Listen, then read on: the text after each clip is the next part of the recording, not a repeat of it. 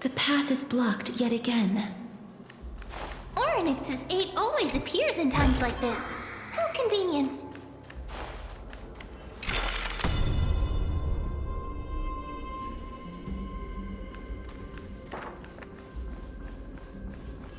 Look, there's even a platform lift over there.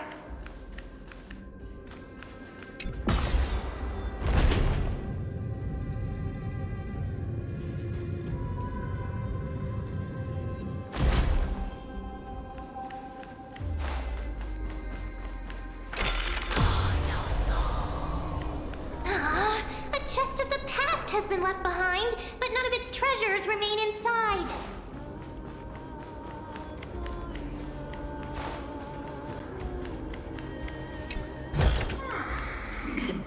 Can I have some?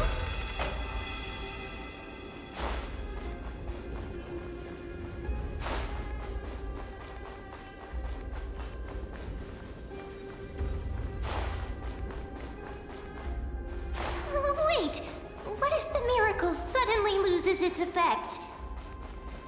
Ma'am, do you really want me to answer that?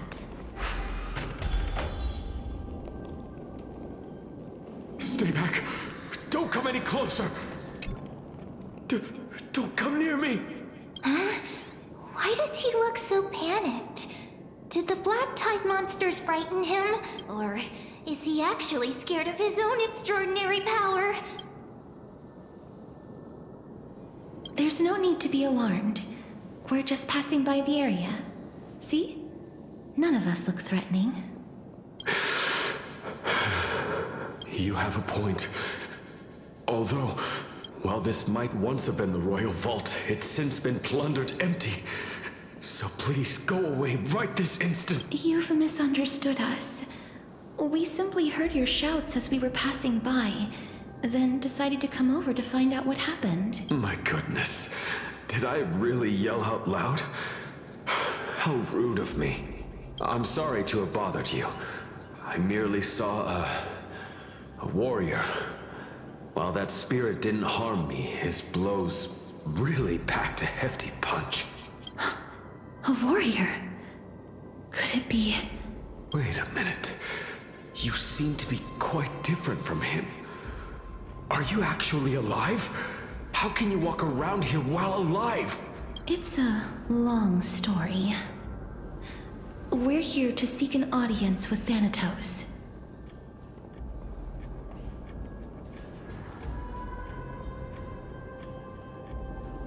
Thanatos? Who's that? Is it possible that he's also living in the era before death descended? Death. Could it be that you are here to defeat the evil dragon Pollux? Pollux? Is that the embodiment of No. Death? According to the warriors under the Centurion's command, that evil dragon has been dead for quite a while. The curse that condemns people to death didn't originate from it, but they saw a girl within the dragon's embrace, and she is the true Reaper. Pray tell, where is that girl right now? I've heard that the Queen spared no effort in bringing her back to the castle. Her Majesty intends to control all of Amphorius with this unprecedented power.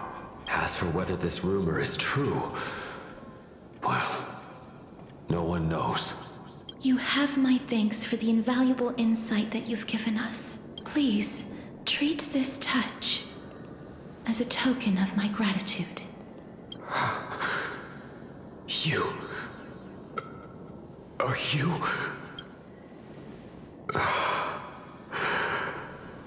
Thank you.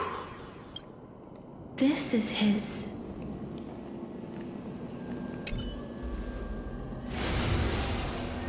Then you granted him death? That isn't like you. You would have refused even if I commanded you to do so. I don't know. I did it out of sympathy, believing that I wouldn't be racked with agony, but... I am still in a state of turmoil. Sympathy? Sympathy for that youth who triumphed in every battle? That young man was favored by Talantin, who taught him a move that will defeat any mortal enemy with a single blow and emerge victorious every time. He could rely on that move to always achieve victory during Era Chrysia. However, now that death has descended upon the mortal realm, that divine swordplay also means he can send others to death at will. In other words... You feel that he's similar to you? Yes. Since he can never be inferior to others in martial combat, death would be the inevitable outcome every time he strikes. That's why he approached me and pleaded. Pleaded for me to put an end to all of this. You are perhaps feeling lost from making your peace with death in so abrupt a manner.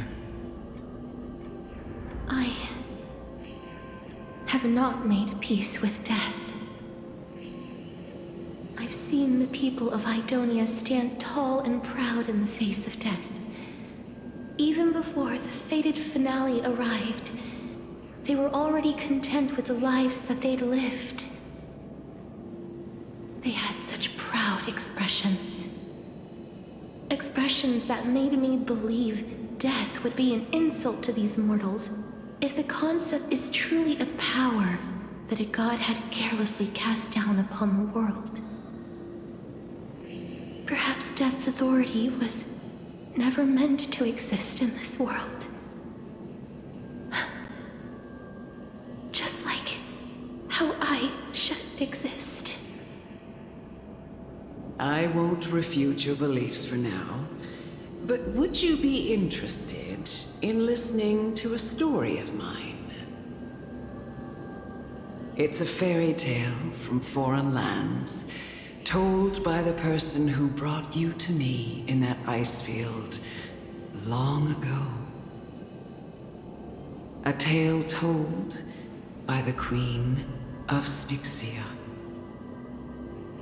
What? Wait a minute. That means the girl born in the dragon's embrace, the personification of death these souls talked about. That's you, Cass?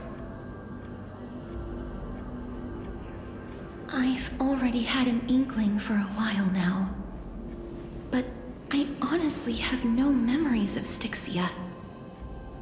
My memories only begin after Amunet brought me to Idonia.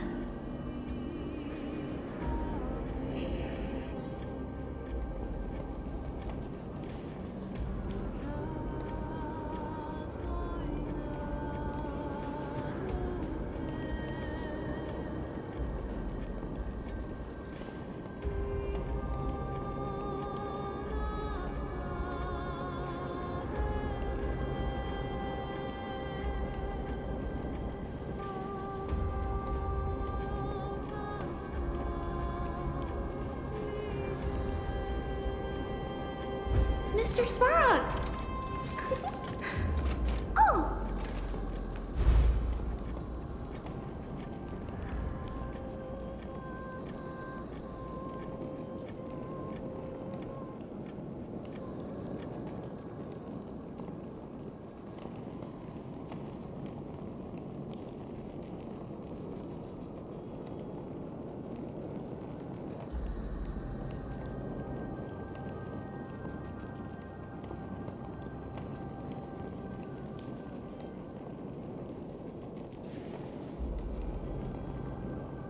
Mr. Svarog!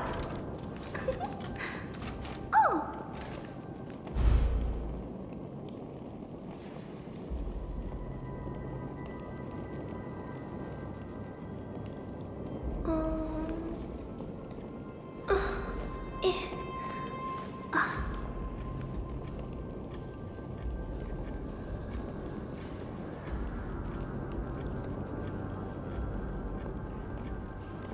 Mr. Svarog! Oh!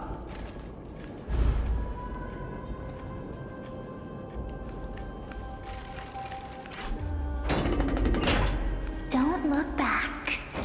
Keep moving forward. Always. It's yet another eulogistic butterfly. Are we getting closer to the Nether Realm?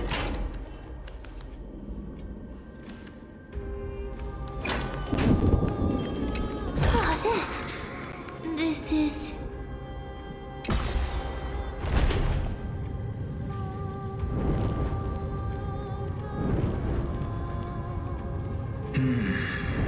Living ones?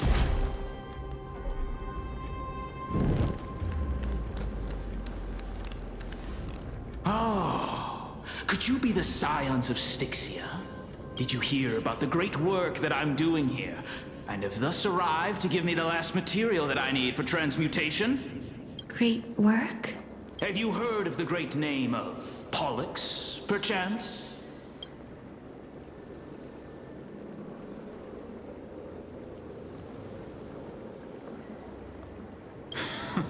You have? Then that's good. During the Age of Myth, a time likely before your birth, I was the unsurpassed zenith of alchemy that none could reach. On the shoals of the River of Souls, I shall make Pollux soar again and bring death back to the world. But didn't that dragon already bring death to the world? Oh? Looks like you don't know the whole picture. Well, it's true that the missing girl can grant death to mortals. Pollux, the one who delivered her onto this world, makes it so that humankind cannot die. So, it's just as I feared. This is my guess. The deceased are supposed to drift down the River of Souls until they reach the end of the West Winds. But this River of Souls was blocked by Pollux's fall. That's right. That's why it's imperative that I bring the dragon back to the mortal realm and make it soar the skies again. I have long since prepared my alchemical matrix in the tower. Although, I am still missing the most crucial material of all.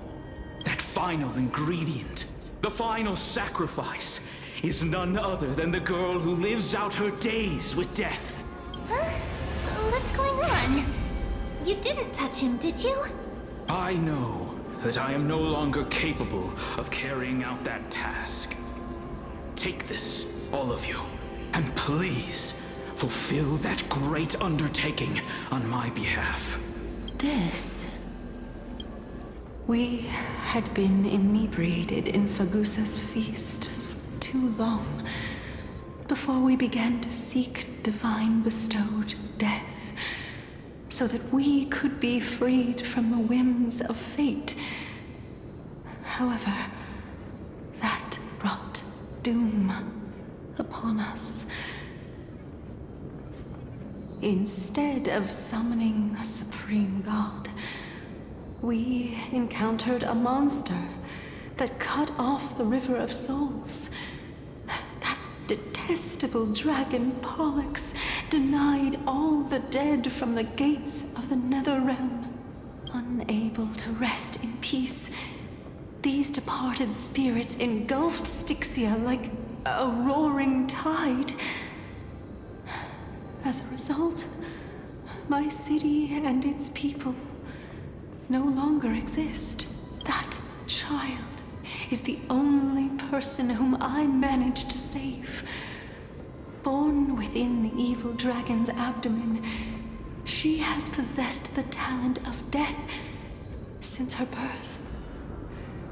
She must have been granted to us by the gods as a chance for us to atone for our sins. Please, you must nurture her to adulthood and prevent her from experiencing all of the suffering that we went through. I promise that I will care for her as a mother, that I will protect her from the evils of death. By Fagusa above, Thank you for your kindness as her mother. Please bless this child with a name before I am swept away by the river of souls. Please, let me know how I should address her in my next life. Oh. Like how a transient raven butterfly, a fleeting papilio castor, perches on the twig of death. Castorus. That shall be her name. That's where my name comes from? The sound's back. What is making that ruckus? Ah, living ones, don't waste your time bickering. The Netherrealm's wrath is falling upon you. Black Tide creations. When did they, Mister? Please fight them with caution. Be careful not to suffer the same fate as those Black Tide creatures! Everyone, hide behind me! I always deliver.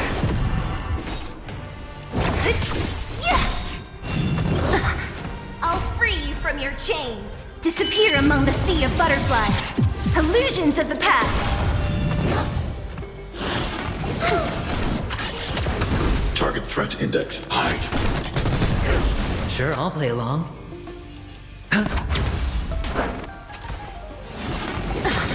Stay back, Clara. Watch your head.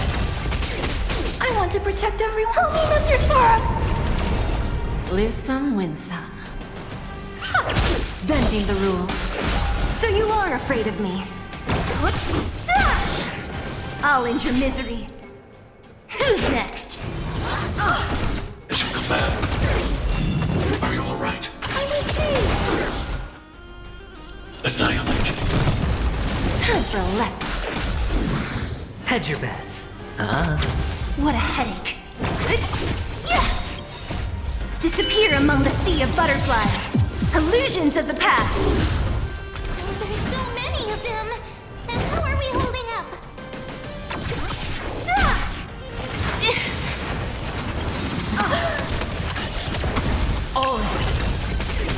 We have a deal. There's no backing out now. For me or you.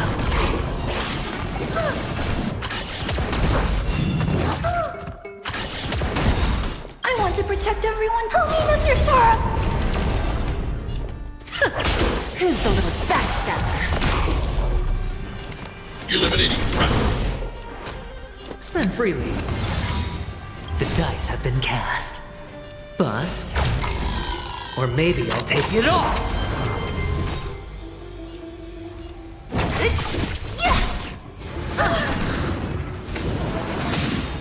Give an inch and they'll take a mile. I need to be brave. Sure, I'll play along. It's on me.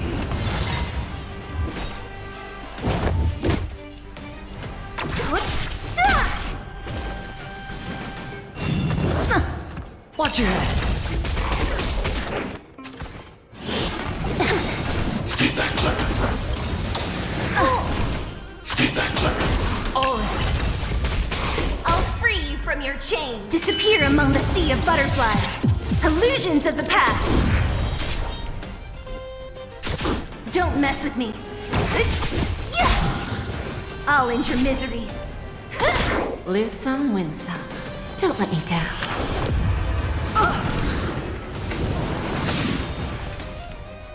Eliminating threat.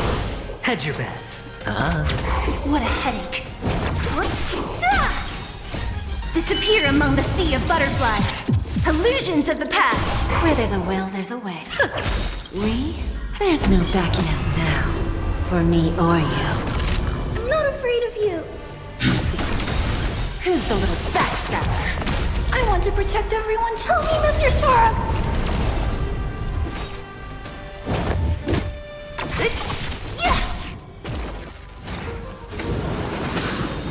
Sure, I'll play along. Spend freely.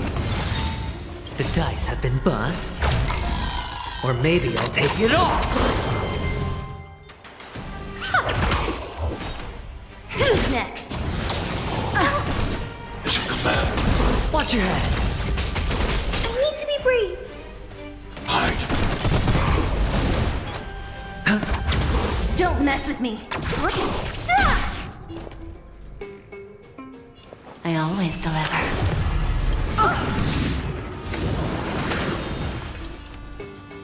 Annihilate. What a headache.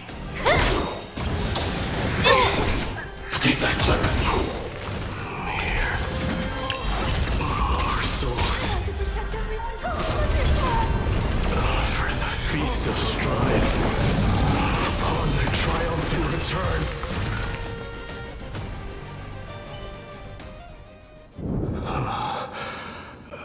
You? Lord Mighty?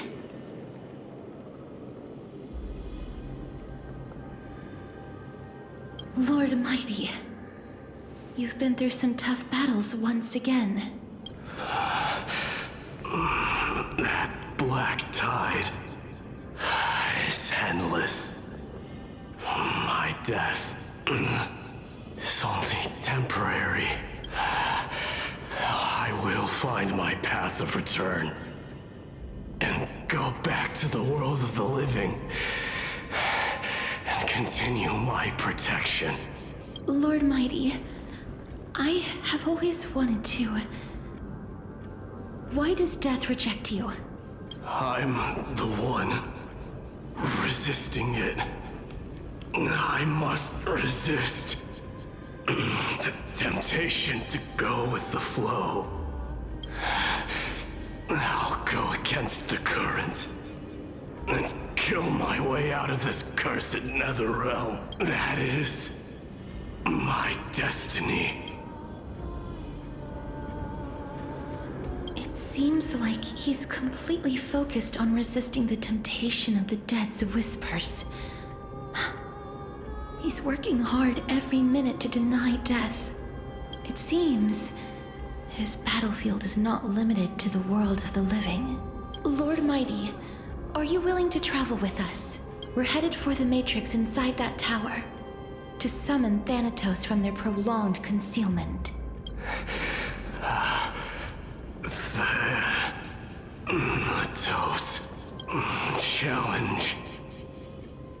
Death. That's right. If we can work together and defeat them, you won't have to be troubled by the curse of immortality any longer. Let's go together, Castorus. Let the person who has brushed against death countless times guide your way. Cass, are you sure you want to do this? The alchemist said he wanted you to be a sacrifice. I'm not afraid. There's no reason for us to turn back anymore. Rather than standing still, taking action is by far the better option. Perhaps fate might take pity on us today, and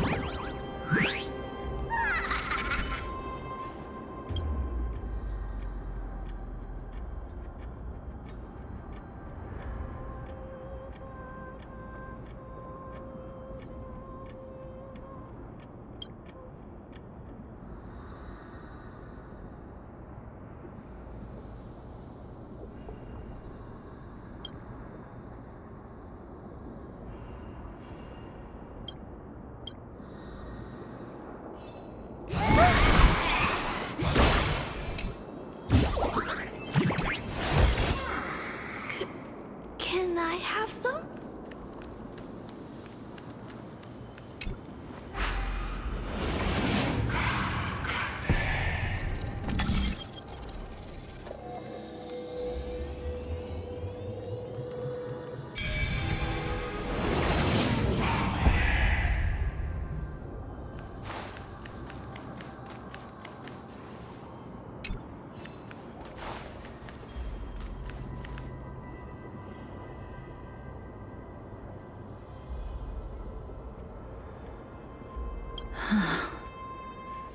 This is going to be difficult. I'm familiar with this kind of mechanism, but I've never repaired broken chains. If I was more powerful, I would be able to carry one person with each limb and fly the four of us to the other side. The Rune of Recollection is here, but I can't find a miracle orb anywhere. So weird. Oh, could it be in that collapsed tower in the distance?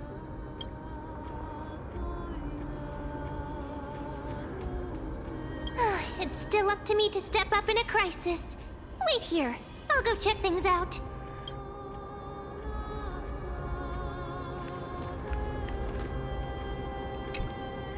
Just shout for me when you need my help! Got it! Just leave it...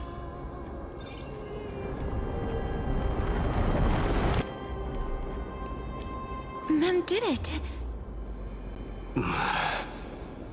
The pink squirrel is very smart.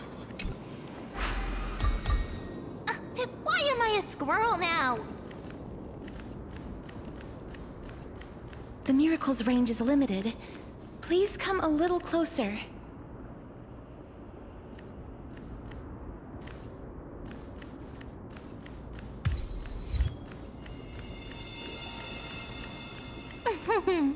Aren't I a good fit for Orynyx's priest? Of course. You're the most competent priest ever.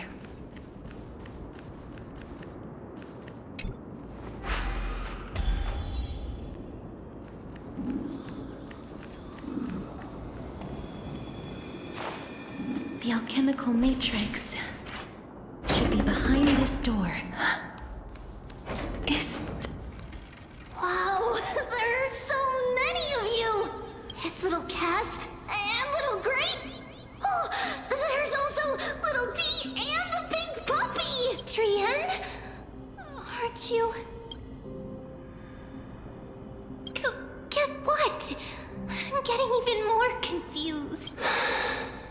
This is the first time I've encountered a deceased friend while going upstream in the It really works like this. Just like the other departed spirits we've encountered along the way.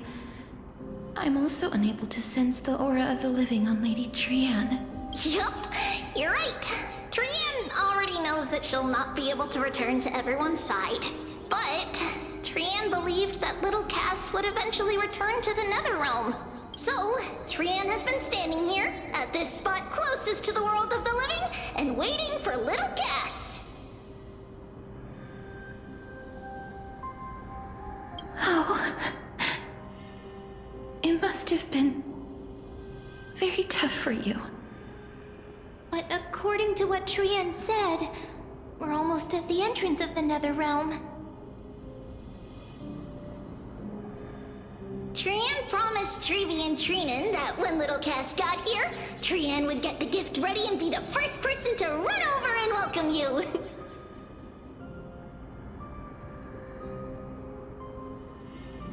So, little Cass, don't cry. Please, accept this.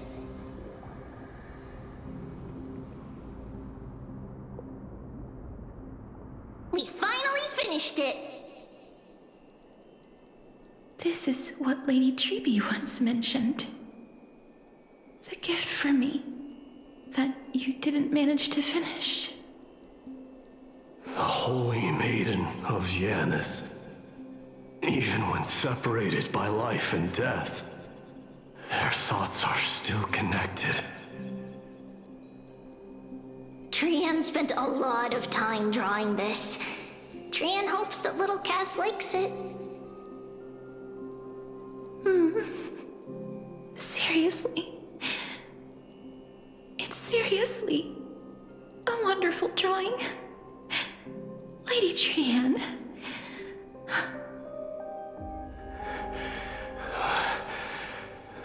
This is our flame chase journey. Little Cass, we don't know what your journey was like before. Trevi has always said that it must have been a very harsh and frightening journey. But little Cass no longer has anything to fear now, because everyone is here with you in this flame chase journey! That's right. Only now, when I see Lady Trian's gift, do I realize that I've already obtained so many things I would never have dared to dream of since I embarked on the flame chase journey. It's the first time I've gained so many companions. The first time I picked up the hobbies of crafting and photography. The first time I had dinner with someone else. The first time I went to the market to buy the Chimera doll I'd liked for a very long time and hugged it to sleep. The first time I wore a dress personally made by Lady Aglaya. The first time I went for a walk with Lady Trebi, Lady Trian, and Lady Trinan. The first time I enjoyed the night breeze and looked up at the stars with Miss Hyacin. The first time I took care of Dromesis with the Trailblazer. Looking back at all these experiences I never thought were possible, it feels as though the scales of my life had shrunk from centuries and decades down to minutes and seconds. And all of them are so precious. I took countless photos in the past, but they're all black and white landscapes. I don't have a single one with friends. If I had known, I would have taken more pictures.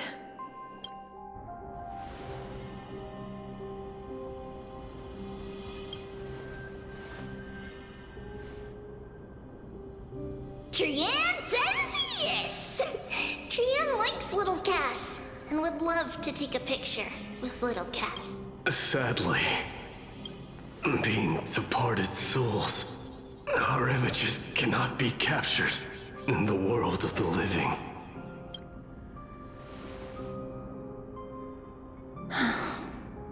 I thought so too.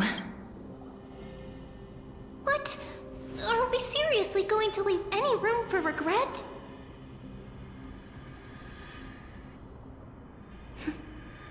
There won't be any regrets. This vivid drawing surpasses any photograph from the world of the living. Little Cass smiled. Trevi, Trinan, and Trian's wishes finally come true! I remember you once said that fate is not the flowers that bloom at the end of the road, but where people tread beyond the gate. Now, the path that belongs to me is about to reach the end.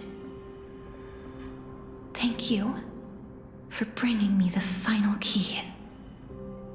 Key? Little Cass, why are you talking in riddles all of a sudden? I have a feeling that soon, this gift of yours will become the key to saving Mister's life. Wow, that's amazing! Then keep smiling and carry on bravely! Little Cass, Little Gray, everyone, see you tomorrow!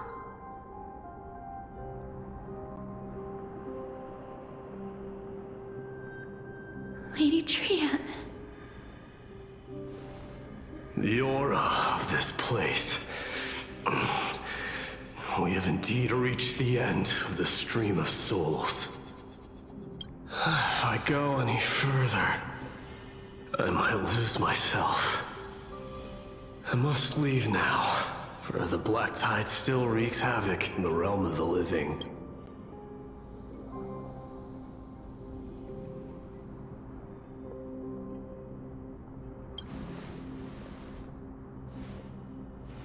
I seek not to enter the door to the nether realm. Castorus, will you fulfill your duty for the flame chase? I have yet to make my decision, Lord Mighty. No matter. Make the choice your heart desires. Even if it takes 1,000 years of waiting, I will continue to fight till I die, then rise from death till the miracle descends.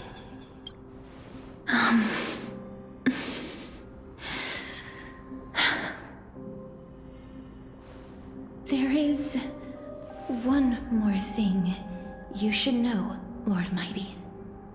What is it? Professor Anaxa may have deduced the principles behind the Era Nova. You and I may be reincarnated as strife and death in the next cycle, becoming calamities wreaking havoc upon the world. I see.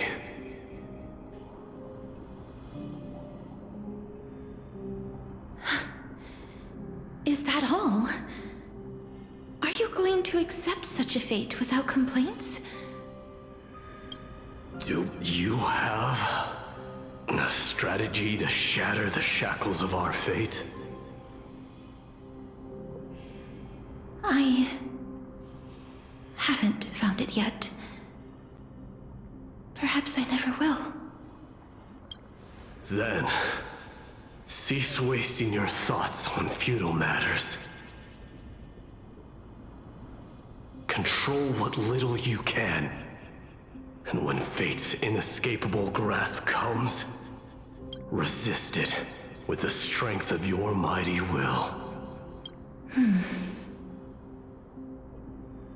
Thank you, Lord Mighty. I will find the right decision.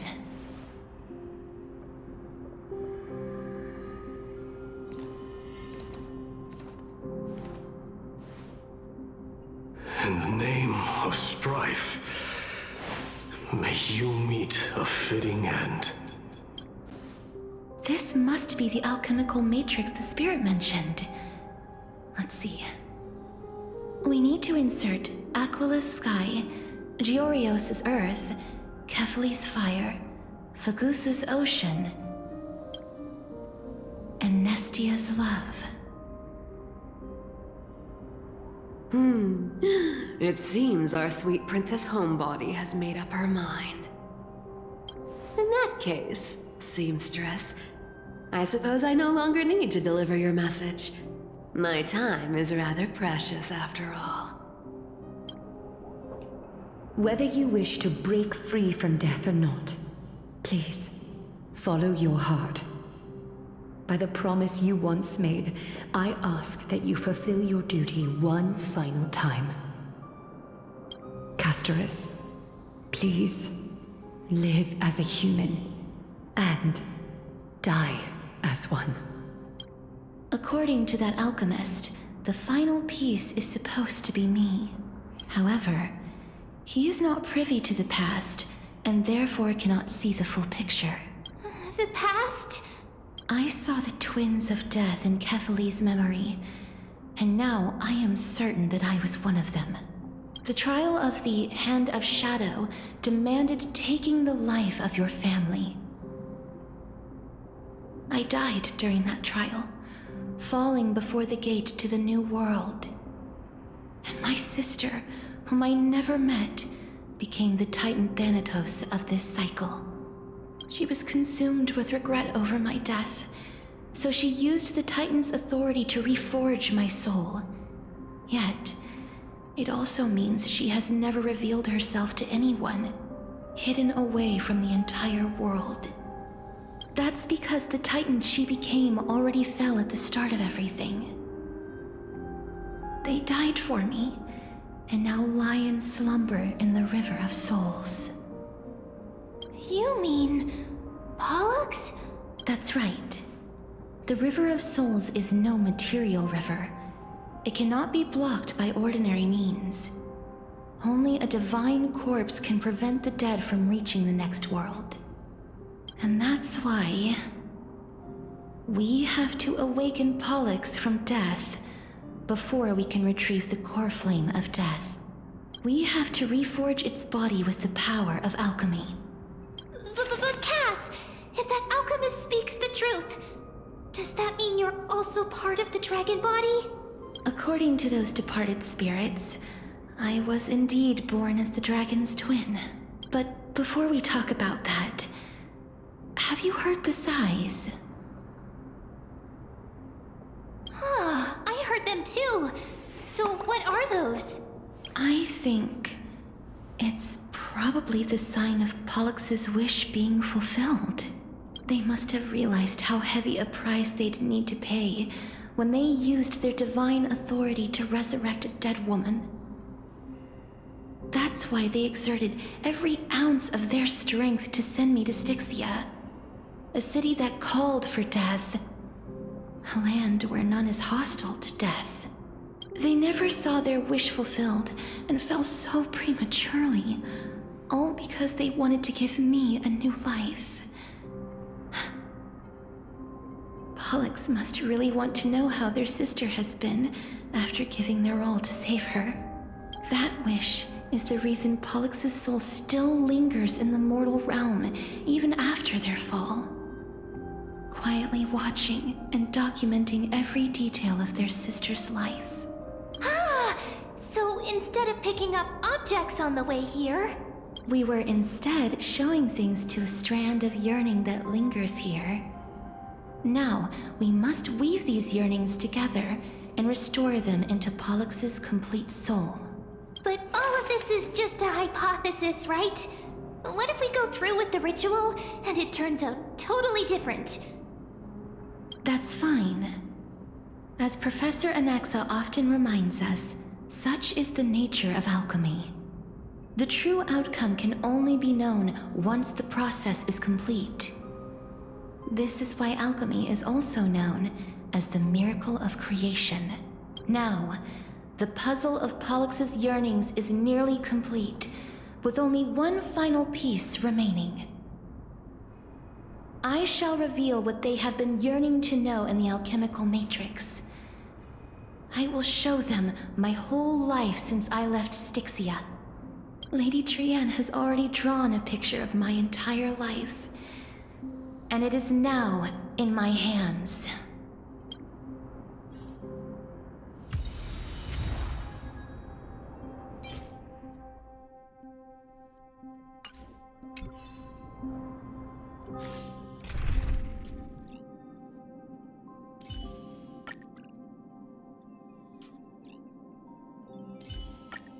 Play like how you usually do, in the simulated universe.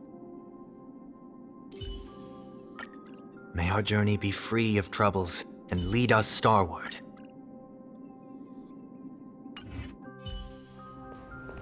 Take a look. A day of peaceful repose. Then, let the ritual begin.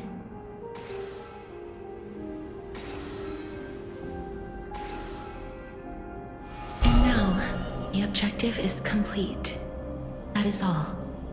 Such is what Professor Anaxa always says after preparing for an alchemical ritual. And now, Pollux, I shall lift you from the River of Souls and reforge your soul. Perhaps you will be disturbed by this, and your body may become horrifying to behold. But if even the slightest trace of your soul remains, the soul that once ferried me to this side of the shore, then please, look at me. I wish to thank you in person. I have obtained everything you sacrificed your divinity for. Lady Almanette. Did she recognize you? she must be the first soul we can communicate with here, right? I'm afraid she is just another spirit trapped here, like the rest of them. The only difference is that I was there when she died. Please, go on. I'm listening.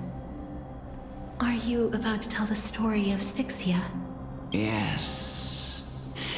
You're just as smart as I imagined, but...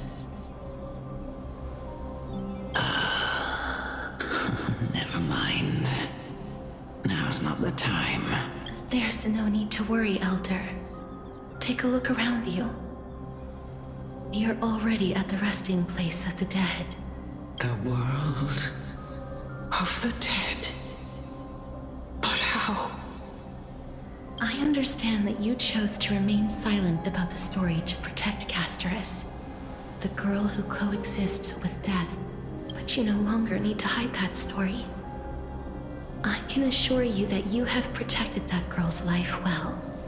Oh. Well, in that case, let me begin.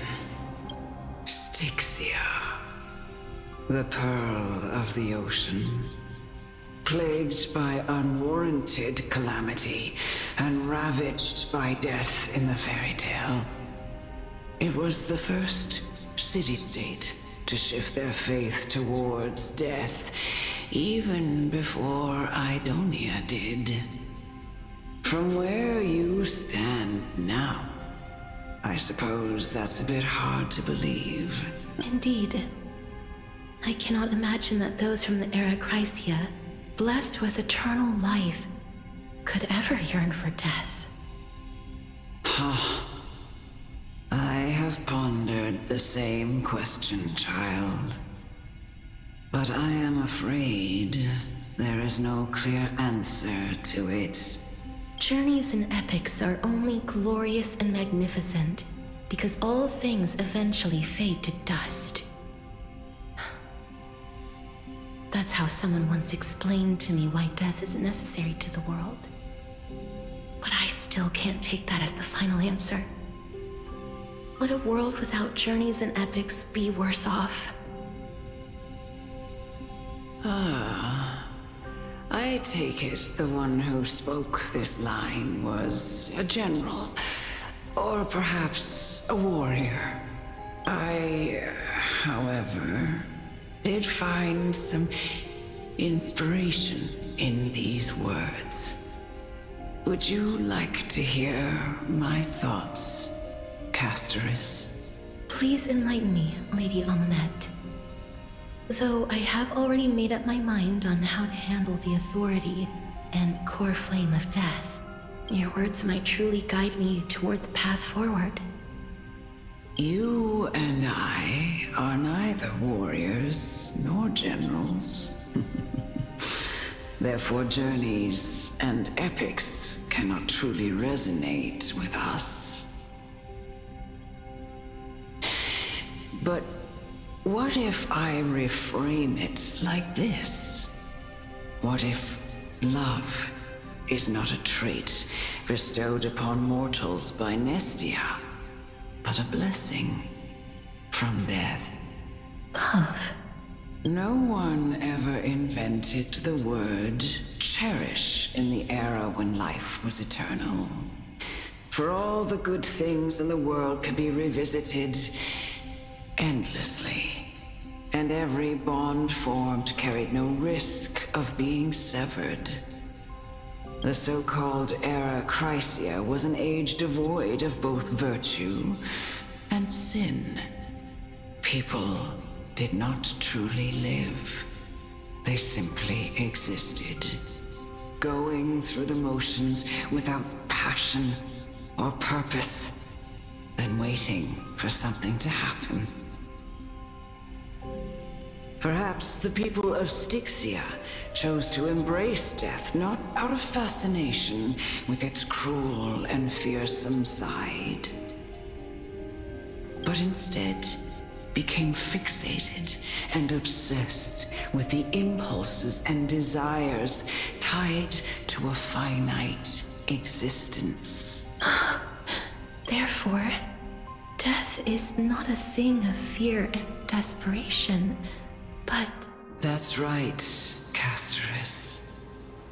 It is the reason we shed tears when parting ways, and also the original spark that ignited the passion of mortals. If you truly intend to deprive the world of death, then be prepared to witness it return to a state of stagnation. I understand, Lady Amunet. Our limited lifespan shapes all that we know and love. Not even the Death Titan has the right to take that away from humankind again. Nestia's love was the chrysalis of Gold's first blessing, but it most likely wasn't understood by mankind. We only learned to interpret this wonderful gift after Thanatos' arrival. If the world was bereft of death, then the Queen of Styxia wouldn't have played midwife in delivering me into this world.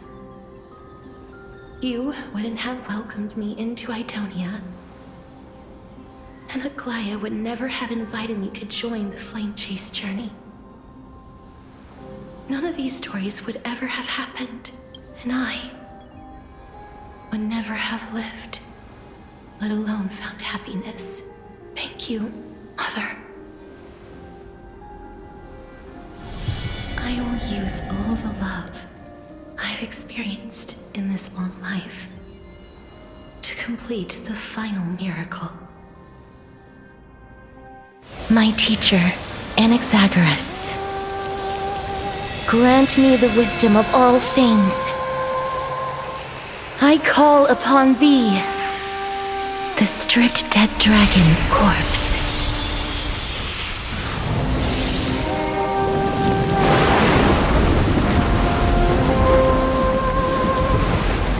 Rises from the earth, falls from the sky. As above, so below. This is the greatest power of all powers. Unstoppable in this world.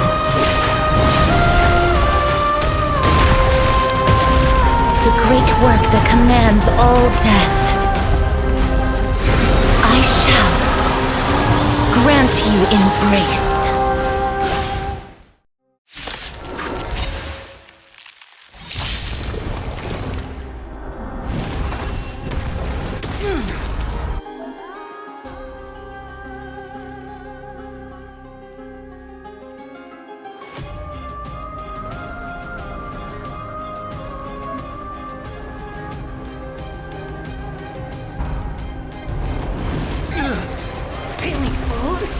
Is the girl who once saved my life truly gone? Or will you show yourself again, once we eradicate this hatred and regret?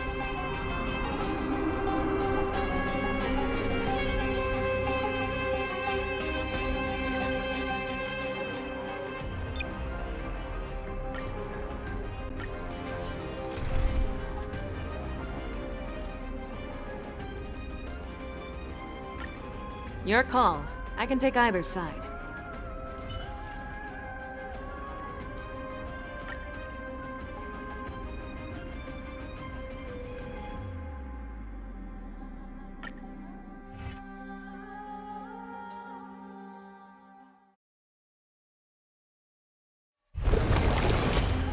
Oh look, a VIP has dropped by. Don't let me down now.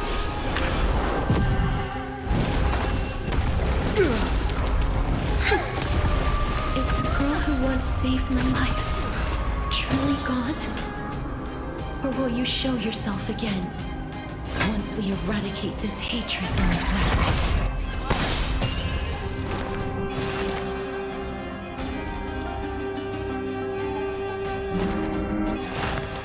Doubt farewell. I'm gonna hold everyone back again! Protect! Yes, I owe you. We have a deal. There's no backing out now. For me or you. That won't do. I venture forth to hunt. Forever triumphant! Victory is inevitable! Who's the little backstabber?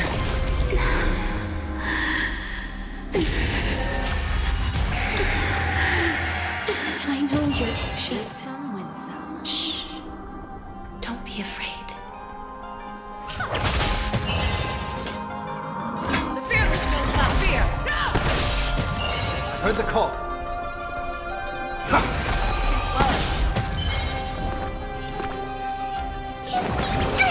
I can't thank you enough. Give an inch and they'll take. Self-inflicted misery.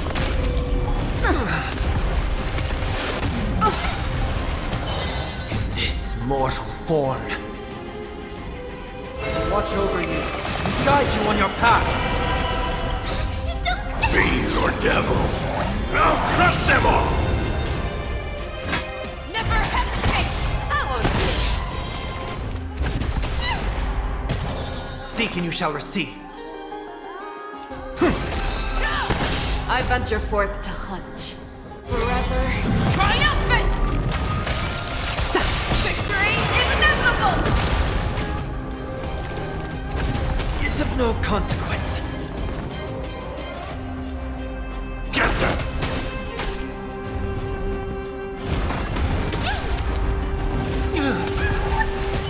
Lose some, win some. Don't let me down.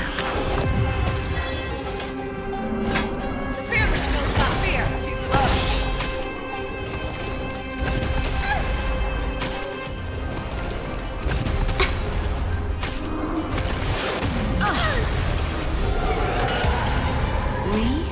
There's no backing out now. For me or you. Who's the little backstabber?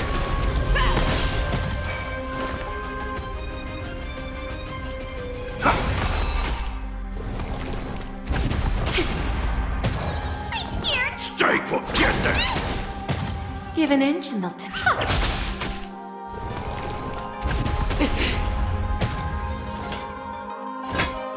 Never hesitate! That won't do. Self-inflicted misery. There's no more need to weep in grief. I will grant you peace.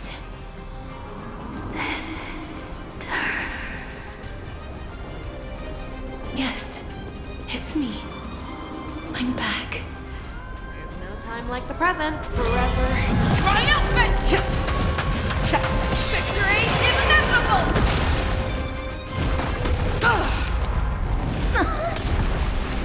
Just a graze.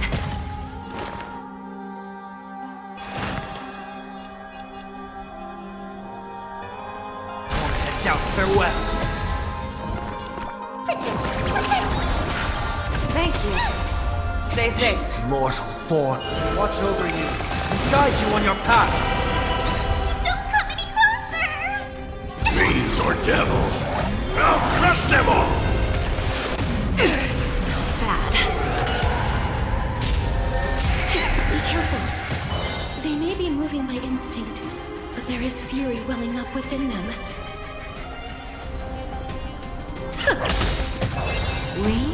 There's no backing out now.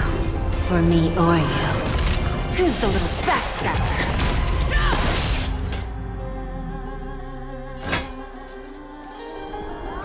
The fearless knows not fear.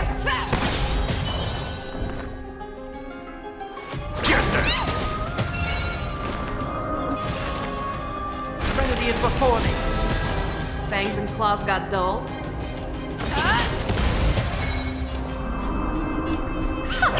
Too slow.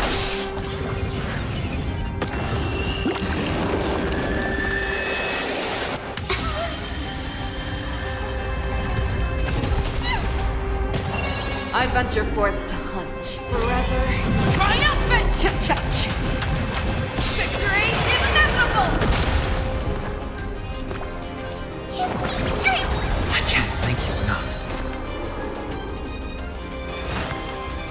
Head down, farewell. Lose some, win some. I always deliver.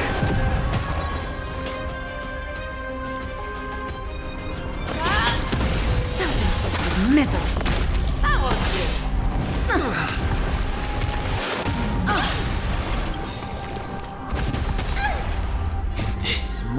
form, watch over you, and guide you on your path.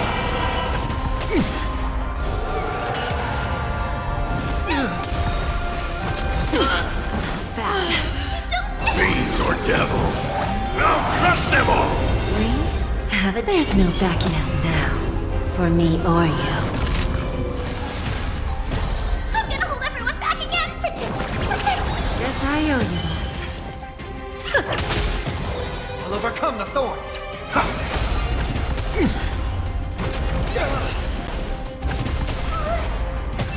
I can do this! Get them! Who's the little backstabber? Please. Don't turn back to the Nether Realm.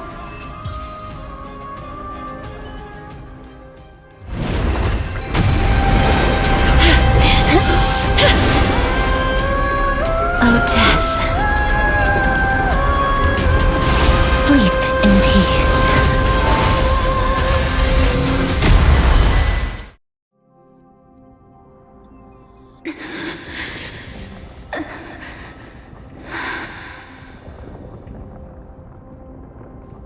I'm sorry I have to wake you up from ancient death. And I know you're anxious. Shh. Don't be afraid.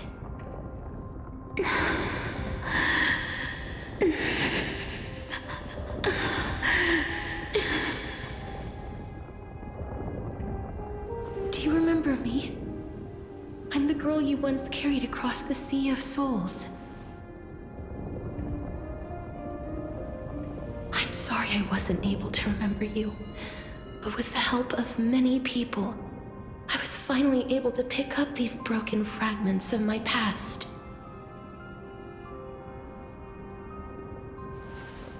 I'm back, Pollux.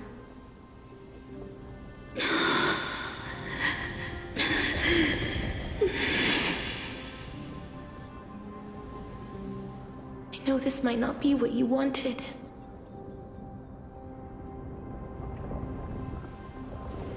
But I have to do this.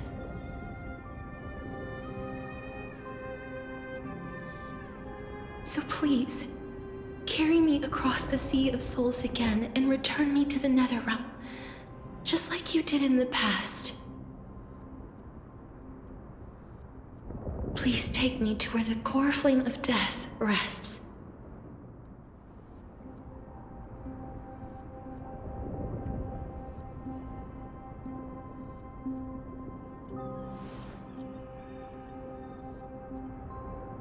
I'll be going now.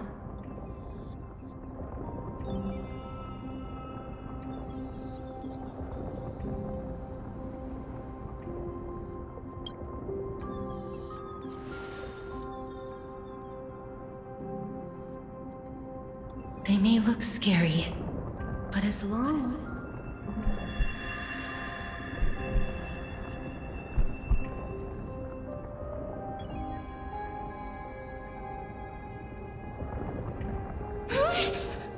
What's wrong?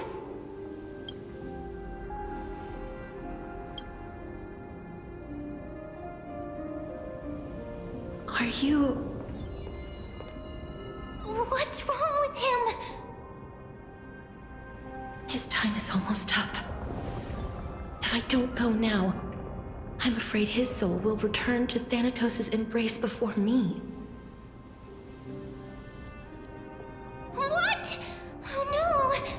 Is there anything we can do? Don't worry.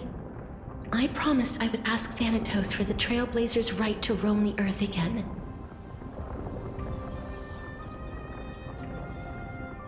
Mem, stay here and keep a close watch until I return, all right? All right.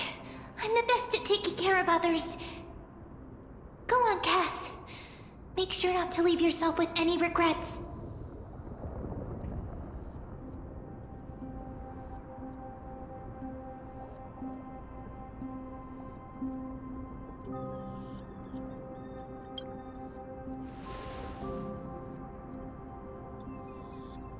It's a deal then.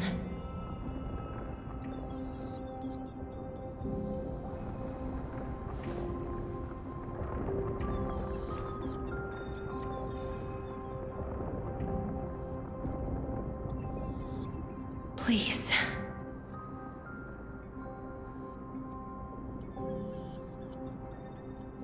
Wait for me.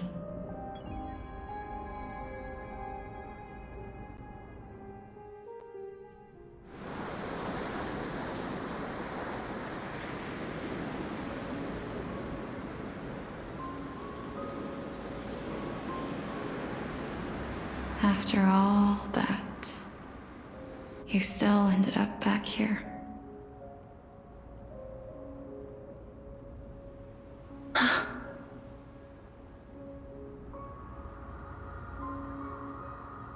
So the legends were true.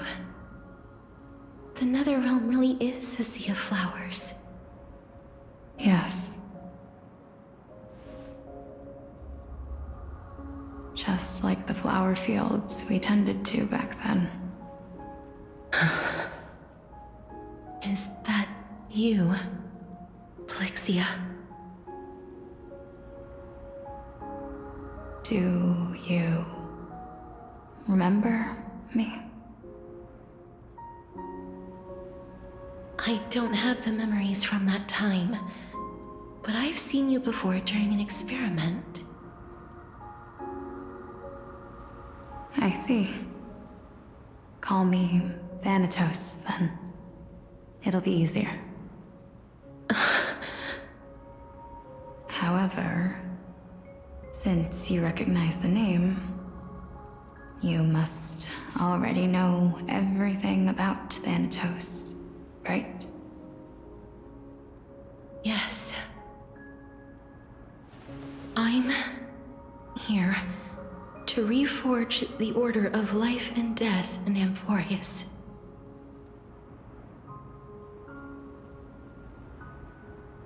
You know, my sister was a sympathetic, but rather sensitive person. Whenever she didn't want to say what was on her mind, she would avoid eye contact and look off into the distance.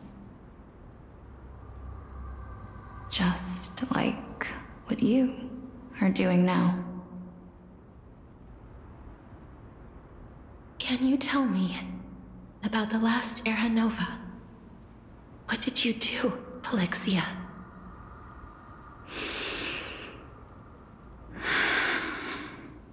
Where should I begin? I suppose we can start from the beginning. A long, long time ago, there were a pair of like-minded twins. As foretold in the prophecy, they were chosen to be successors to the god of death. But fate was cruel. The price of attaining divinity was to take the life of a family member with our own hands. That trial was indeed recorded in that memory. Then you should already know that my sister voluntarily gave up her own life, so that I could ascend as the demigod of death. But I couldn't accept that. Why did we have to kill each other for a future she'd never see herself? That's not fair. So, while weaving the laws of the new world, I shattered the forbidden bottom line for life and death. I reshaped my sister's soul and took the form of the great dragon Pollux to carry her up the River of Souls and back into the mortal realm. But our fates were already decided and manifested in unexpected ways in response to my futile actions. Aging is an unbreakable law of nature laid upon humankind, created at the same time as death. When the living die, their souls will meet Thanatos, who would determine where every soul goes. If the Reaper raises their left hand, the soul is granted death and allowed to enter the Netherrealm to await reincarnation. If they raise their right hand, the soul is rejected by the Netherrealm and returned to the mortal realm to continue walking the earth.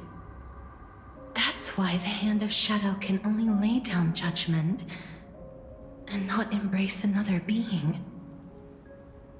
Yes. Death was originally a pair of hands, but they were split in twain when we reached the mortal realm, never to touch each other ever again. The half of Thanatos that represents life, the undying human who grants death, that was the curse I forced upon you.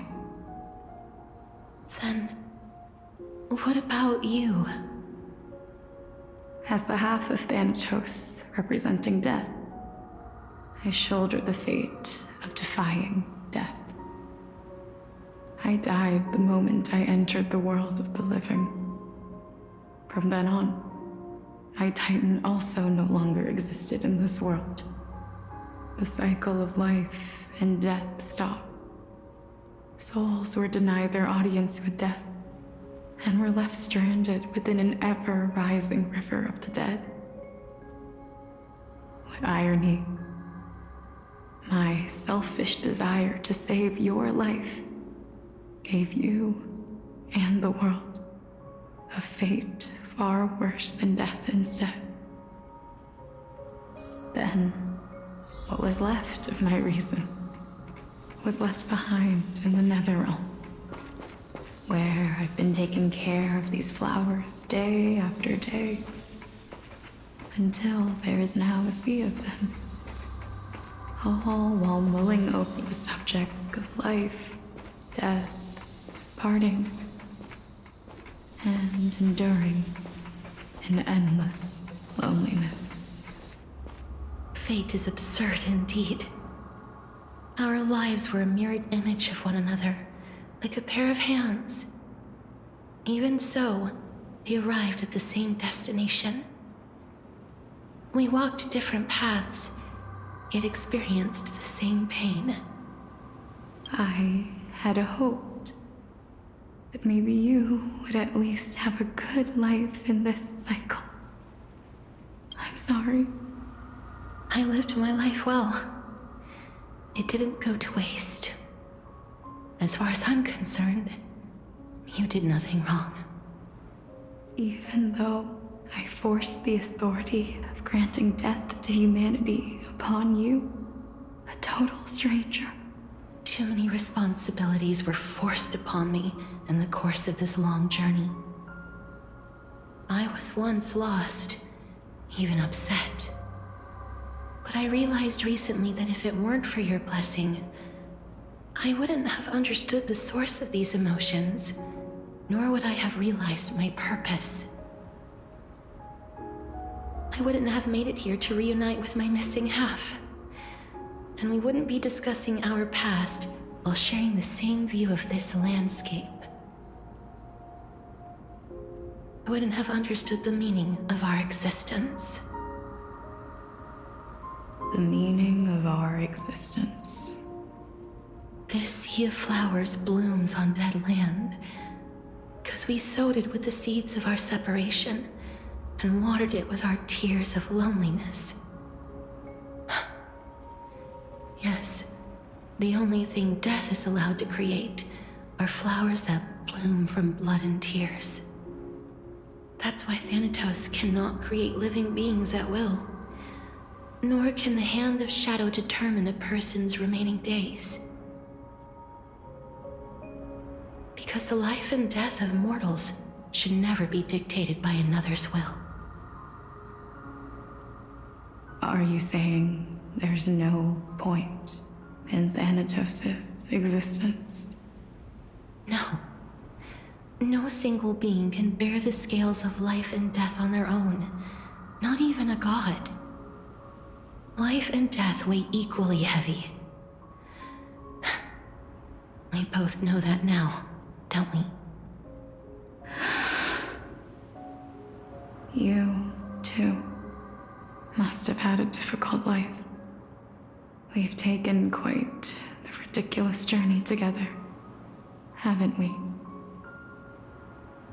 I had a feeling, even back then, that we would meet again one day. Not to embrace one another after a long separation, but to come in search of retribution. Tell me the answer that's already been written, and let us draw. It's been far too long. I've waited here for centuries, watching day after day as desperate spirits are denied by this lonely wasteland. I always hoped I would see you among them, but I was also afraid of seeing you. I didn't know how I could possibly face you again, but more than anything, I was afraid that you might have forgotten all about me. I know. But don't you see, Polixia? I made it back anyway. You don't have to shoulder death's authority on your own anymore. It was always meant to be held in two hands anyway. So, let's give our core flame to him, and have him take it back to the mortal realm. Give humanity back their cycle of life and death. Our responsibility as Thanatos was never about picking out favorite souls. We were only meant to watch over life. Let's tend the field together, and create a warm sea of flowers for all the souls to come.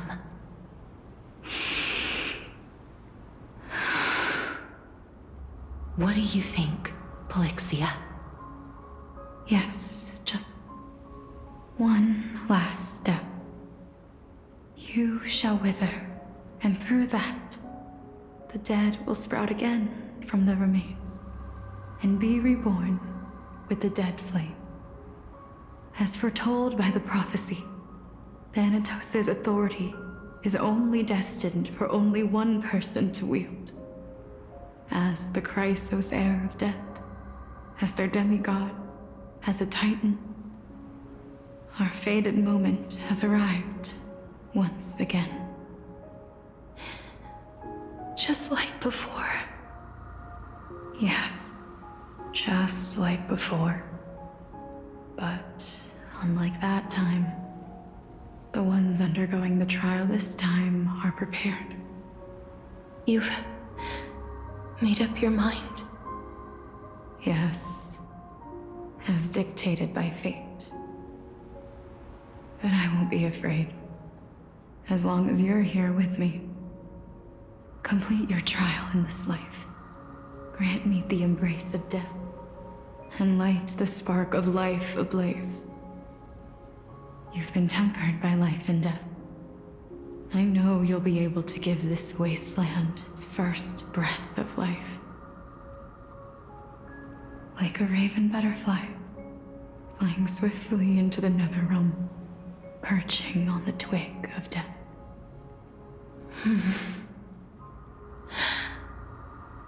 I will. After this, I will remain permanently in the Netherrealm.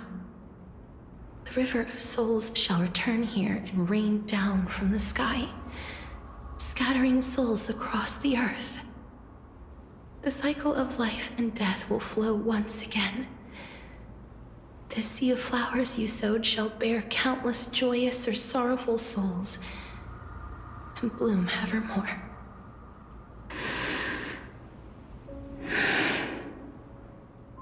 Thank you. Just one last thing. Can you grant me one wish? Of course. What is it? Please. forget me? I promise you, when we meet in the next world, even if I have endured another reincarnation, even if we do not know each other's names, I will still hold you tightly in my arms, just like what I did when we were born. Castorus. Castorus. You're as beautiful as a fleeting butterfly.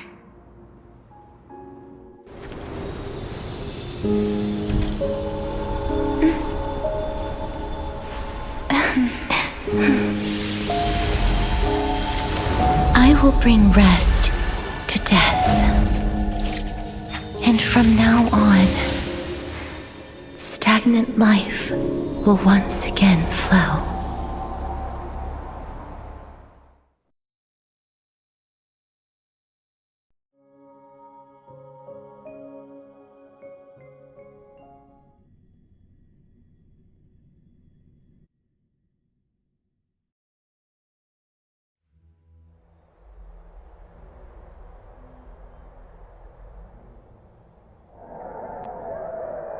Time flies. In the blink of an eye, the 15th entry hour is already at hand.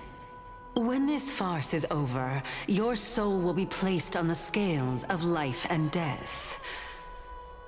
Are you ready? No need to ask so many times. Of course I am. Then why do you drag your feet? Is your fear of crowds holding you back again? I simply find them too noisy. Paying attention to conceited fools like them would be an utter waste of my time. Such harsh words. As I see it, you are no less arrogant than they are. I couldn't agree more. Oh. I did not expect to hear that from you. Are you not going to refute me? I know myself better than you think I do. At the very least, better than a stowaway like you. And they say men whose ends are nigh have but kind words. Well, that is exactly why I chose you. Should I thank you for the compliment? The hour of the trial has come. Do you have an answer for me? And how will you prove the veracity of your argument? I suppose there is no point in putting this off any longer. Do you recall where we stopped the last time? You were saying that Amphorius's history is cyclical. Indeed. The demigods that bear the core flames eventually become the new titans at the world's end. Remember what happened on the Holy Mountain? Calypso, Naias. As their destined ends approached, one by one they left this world, leaving only the twins, who are fated to succeed death. Unfortunately, while their journey is consistent with ours, you and Calypso, as well as Nicodor and Naias, act as supporting evidence. I can only come up with a rough sketch for my theory of a cyclical history. For all the pains I took to reach this point, I had already lost hope of ever obtaining definitive proof. After all, the past is in the past. Proving that we are the legacies of heroes of the past is a hopeless endeavor.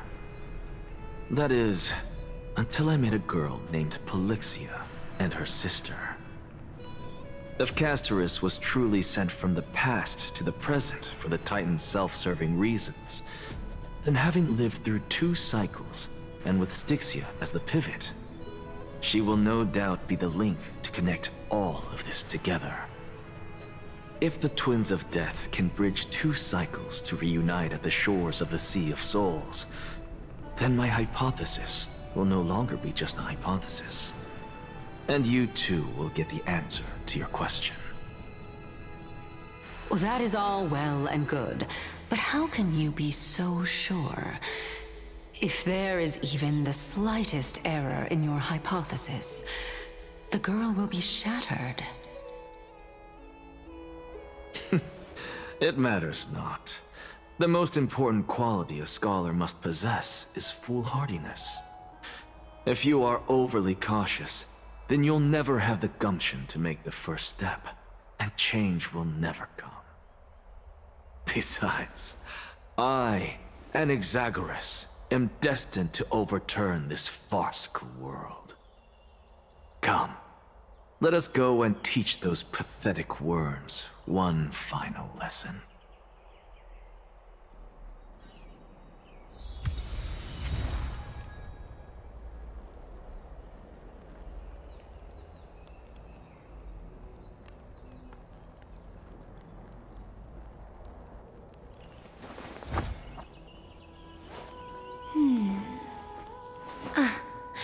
Looks like this collateral won't be returned.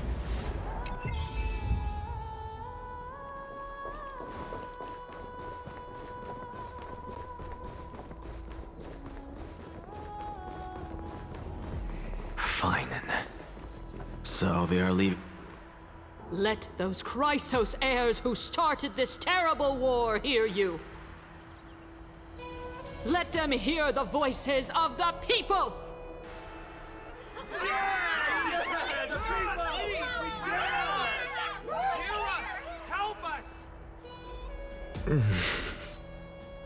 As always, that woman knows how to stir up a crowd. Professor Anaxa, I thought you'd pass on this. Everyone must cast their vote, or this assembly would serve no purpose. Prof, do you truly think it's wise to entrust the fate of the world to an assembly like this? Akama has stood strong under this system for 1,000 years. It stands to reason that there is purpose in its existence. But that is not what you're asking, is it? What you really want to know is Aglaya making the right decision in entrusting the fate of the world to you? Nothing ever escapes you. I didn't spend all those years teaching you for nothing. Most people only take 4 years to graduate, if I recall.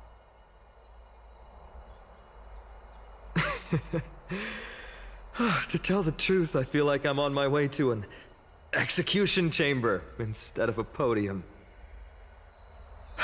So, do you have an answer to that question? No, I don't. I thought so. Because that question is not yours to ask in the first place. Is Aglaya entrusting the world to you the right decision? Don't make me laugh.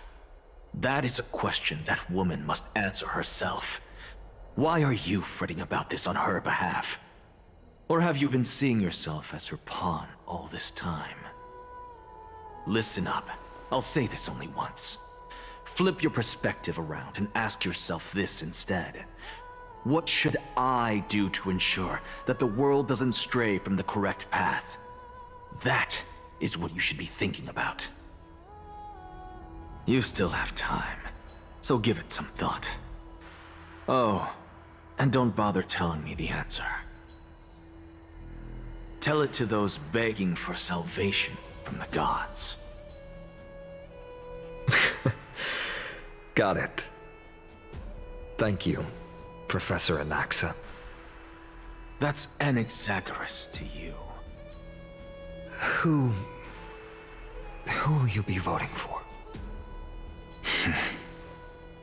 That'll depend on how well you perform. May Circe safeguard your thoughts.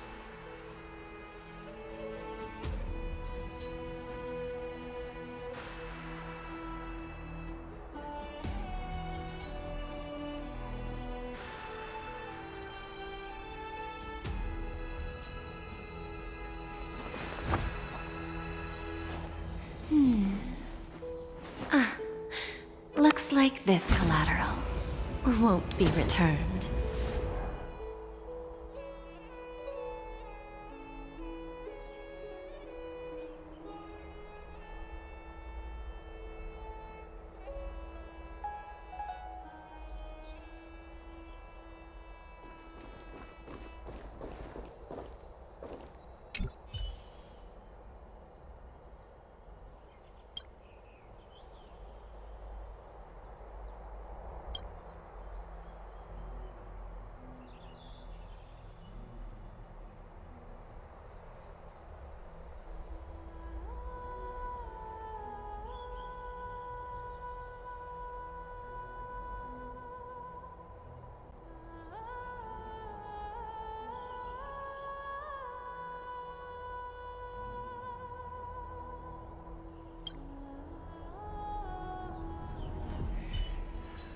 I actually don't necessarily mind things remaining the way they are. The way you say it. I'm a little nervous.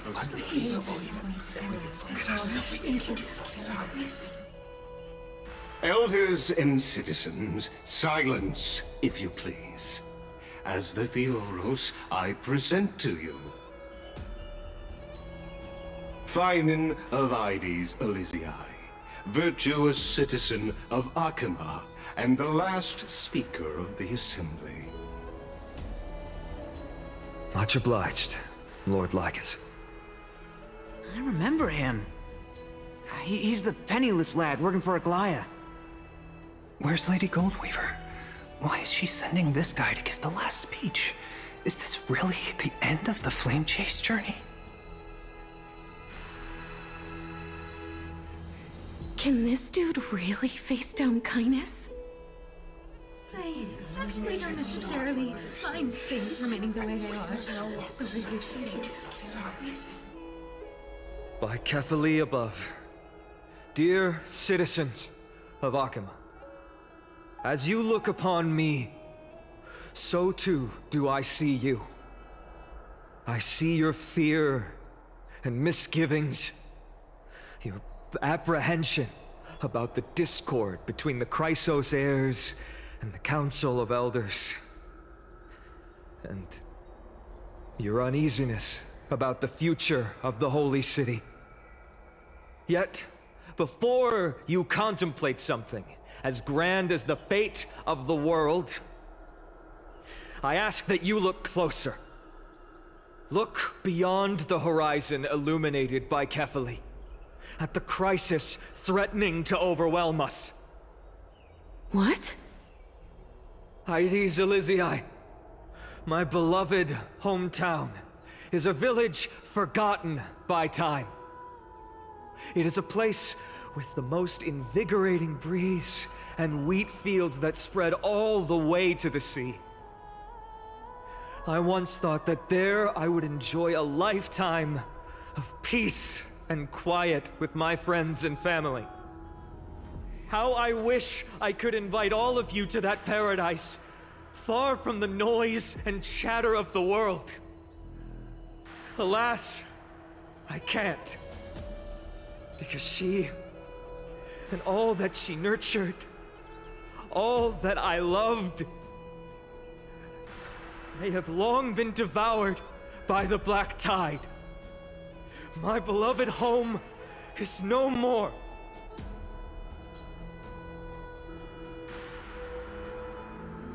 I will never forget the day the black tide struck. My father, Hieronymus, fought with a broken sword to his last breath to protect his child. My mother, Aldada, she was ripped apart by monsters. Also, I might live to stand before you here and now. Galba, he was a hunter. But in the end, those arms that once drew a bow instead embraced Piso, his beloved son, as they both breathed their last. Pythias, the teacher, risked her life to save her students, but a burning beam fell on her, crushing her. And what of Livia, her daughter? Did she make it out alive? No, she didn't. Livia, Piso, and so many other children. My childhood friends. They were all swallowed by the black tide and turned into monsters. They kept saying the same thing over and over. Even up until the final moment, I finally steeled my heart and granted them eternal peace with my sword. Why, Finan? Aren't we the best of friends?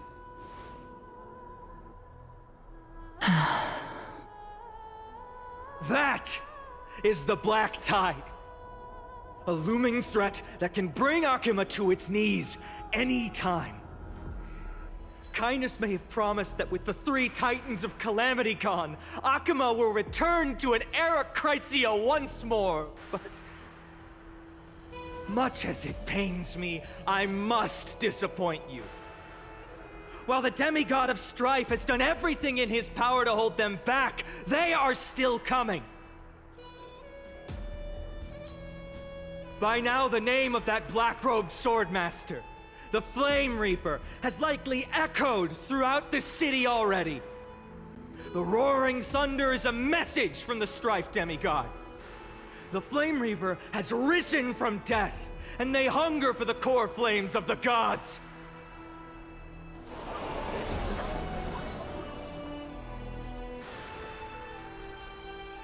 Lies! If such a powerful enemy is indeed approaching, why is Akuma still a picture of peace?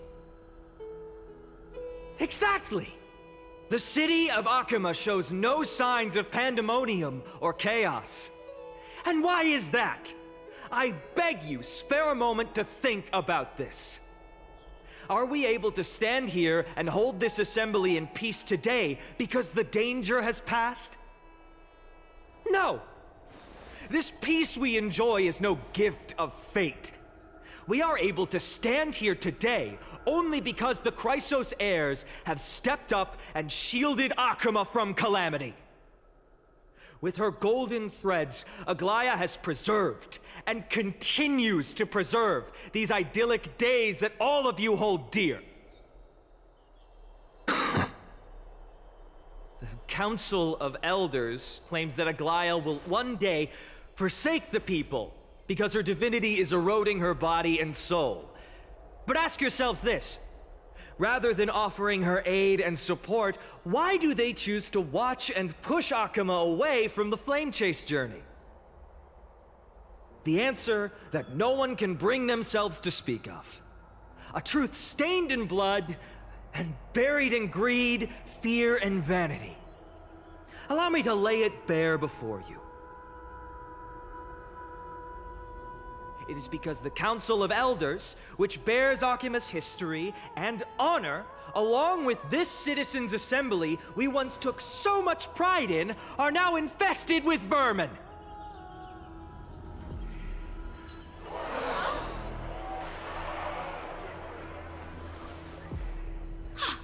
You insolent whelp! How dare you! It is true that Aglaya has reached her limit. Why? Because she has been working tirelessly to weave the defenses of our holy city against the encroaching evil. All while these vermin are making up baseless accusations about her and scheming in the shadows. Not once has she ever failed Akuma. Yet these vermin attempt to tear her apart, tarnishing her name with unfounded allegations.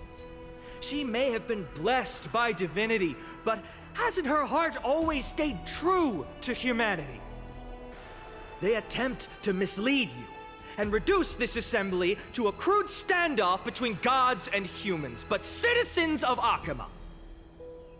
Once more, I implore you to open your eyes and look at those around you. Examine them closely.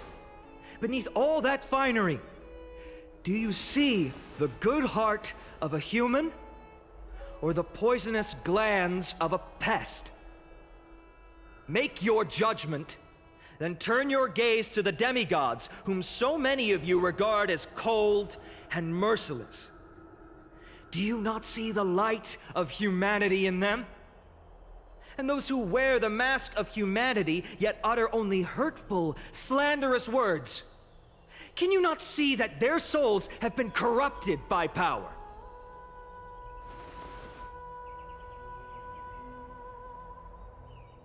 Yet, no matter what your answer is, and no matter who your vote goes to, rest assured that you have nothing to fear. For Aglaya, Tribios, and I will remain your faithful guardians and pledge our lives to upholding your decision. And this vow will stay true until the end of our days, where it will be passed on to future flame chasers. A steadfast and unwavering promise that shall endure through the ages. This race of affairs have only our best interests in mind. I still don't understand it. We never believe our petals are always have to end. So.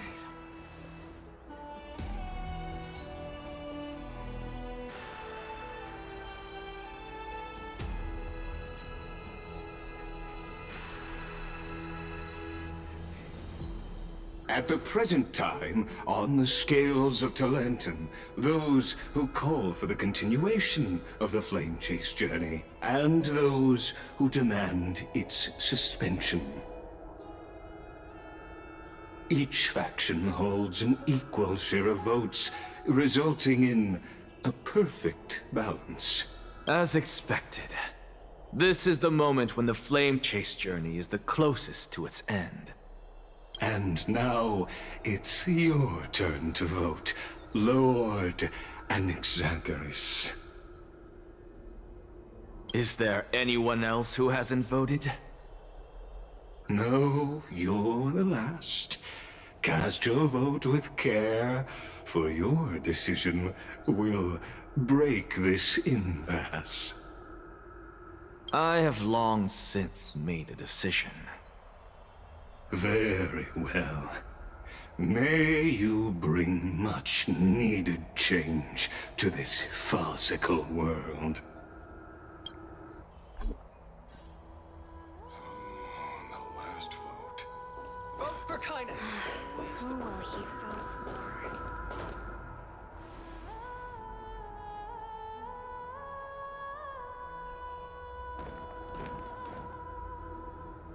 You've done well, Finan.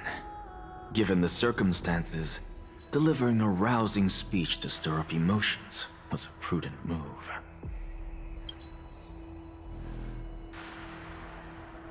Thank you all for your patience. On behalf of the 7 sages of the Grove of Epiphany and the scholars of Amphorius, I, Anaxagoras, am ready to cast my vote. But before that, in the interest of fairness, Lady Goldweaver, I pose a question to you before all who are gathered here.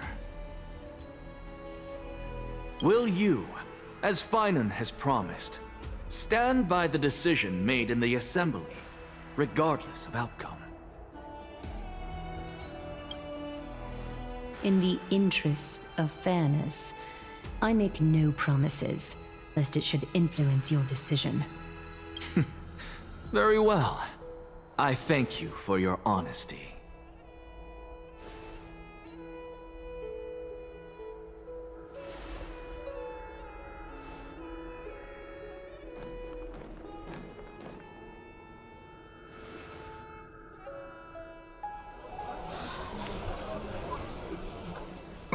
What's he doing?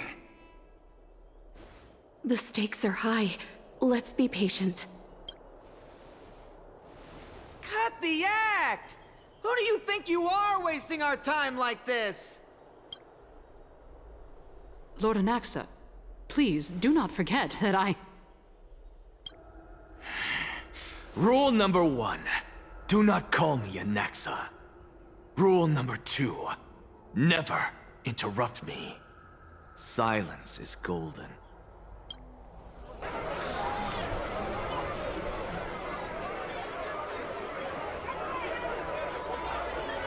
Just vote already. What are you waiting for?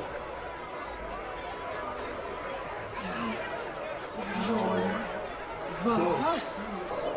Cast your vote. Cast your vote.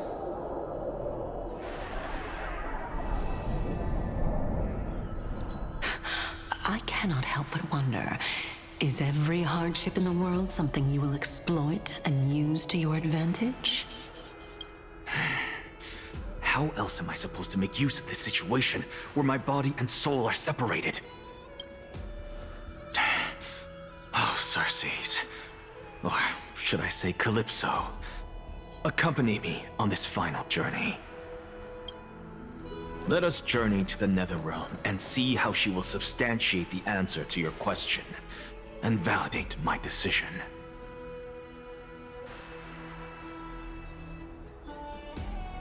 We need only to follow the sound of the tides.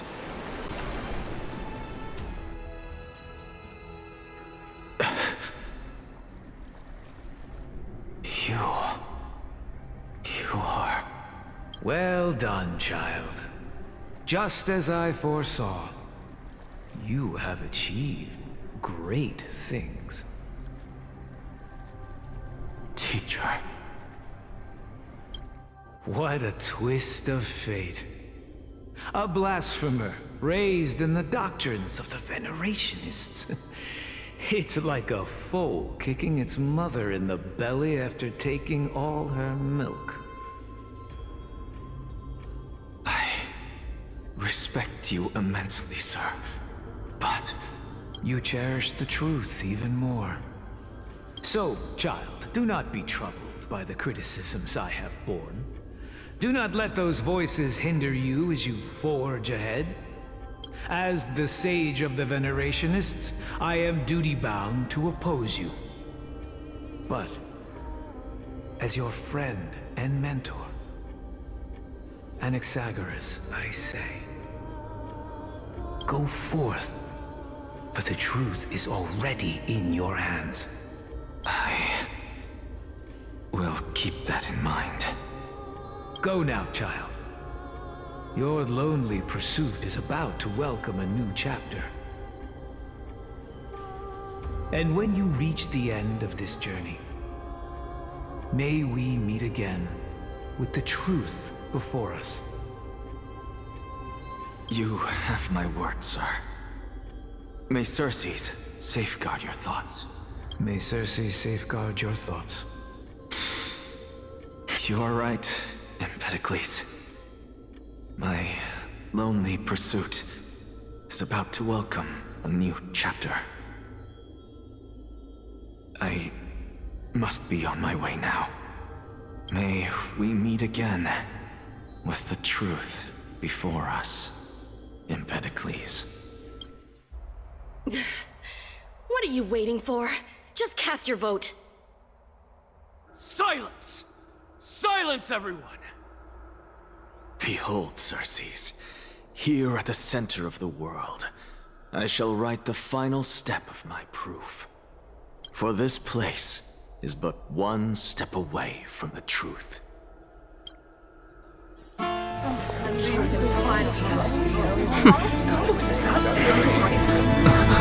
Professor, I completed the proof you wanted.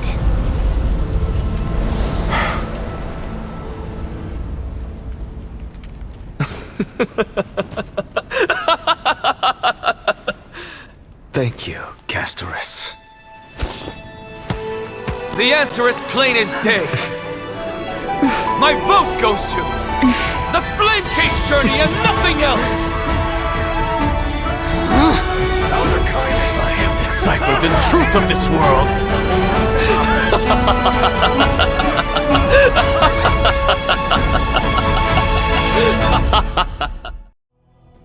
With the balance shattered, the result is clear. By carefully enter Lenten above, as the Theoros I have observed. No! Ligus, you can't! Anaxa, what have you done? Have you lost your mind?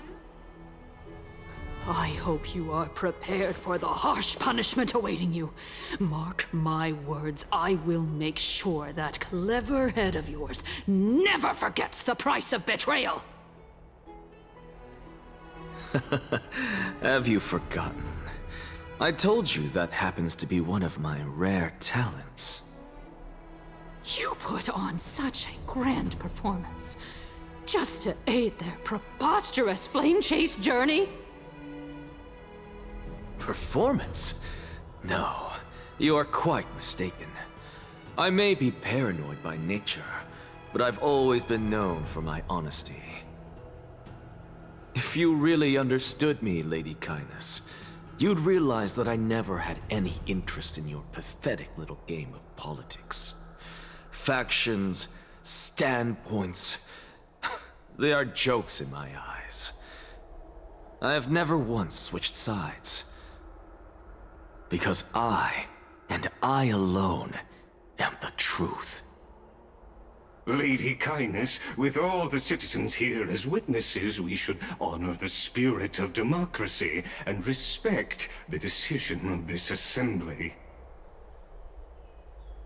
I have observed that Akama has chosen her destiny.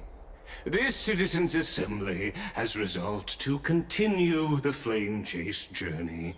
This resolution shall be put up on the Wall of Heroes, such that all citizens are aware of the city's way forward. You! It seems not everyone is ready for the assembly to end. Very well. Let me entertain you for a little longer. By your leave, Lord Lycus. Interesting. Elders and citizens, your attention, please. Stay for a moment more, if you will. Anaxagoras of the Grove of Epiphany has an announcement for the assembly. What is this performer up to now? Just moments ago, all of you made a decision on the fate of Amphorius. As a supporter of the Flame Chase journey, it pleases me to see the choice you have made. But I regret to say that I still harbor doubts about this outcome. Thus, I hereby challenge this resolution. Tell me, who among you dare swear to Kefali's name that Era Nova will truly welcome the fairy tale ending that the Chrysos heirs have promised? A beautiful new world free of calamity and madness? Nonsense! What is he getting at? No one? Must I pick somebody to answer? Very well. You, the one acting so wise and profound, in front of all present here, do you dare swear that it will happen for sure? No? Fine. Next. You, the one with ignorance written all over your face. Yes, you. Do you dare swear by it in front of the Titan? What are you trying to do? Useless. Your turn, then. With that smug look of yours, you must be confident that the Flame Chase journey is the best course to take, right? Hey! Mind your tongue! So, no one? I see. In that case, fine then. Answer me this. Your speech was filled with such passion just now. How confident, then, are you in making this promise? Professor, what are you doing?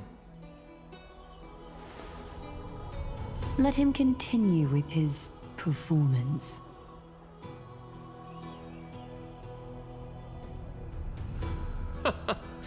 Will you look at that? Even Finan and Aglaya lack the courage to make such a promise. And what's even more absurd, is that no one but I can promise you this new world. And yet, the Assembly passed the resolution anyway.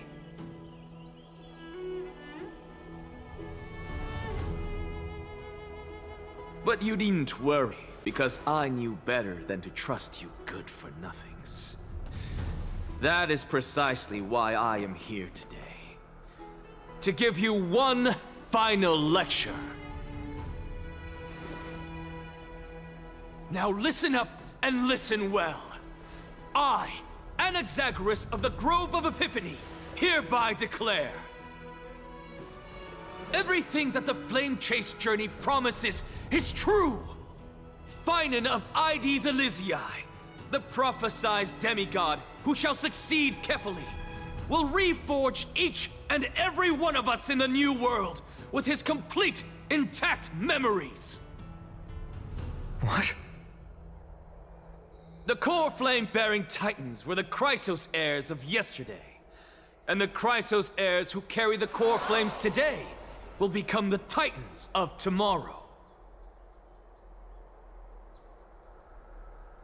All of our souls shall endure for eternity in the miracle of the World-Bearer. And all under Kefali's protection shall step into that new world.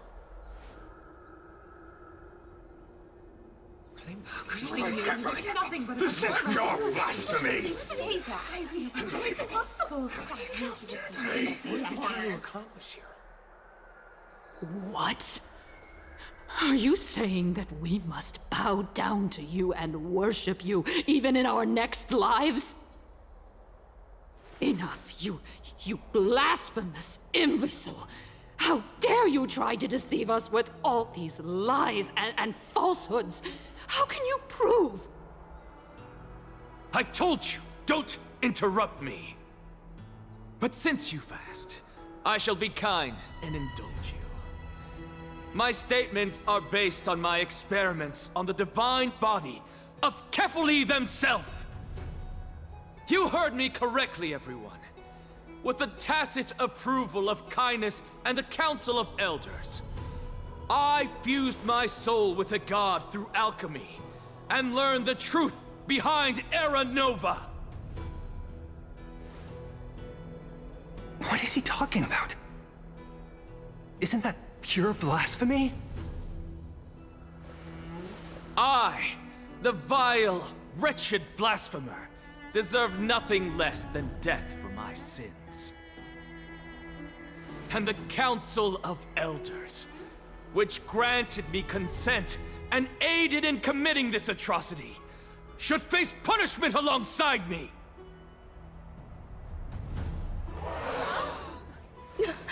By the gods, even Kindness has betrayed Akuma.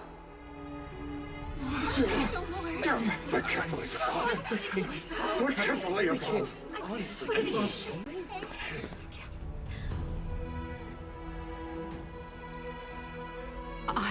I had no knowledge of his transgressions. He did that on his own. The Council of Elders bears no responsibility for his actions. Lord Lygus, as the esteemed Theoros, are you going to simply stand by and allow the Council of Elders to be dragged through the mud?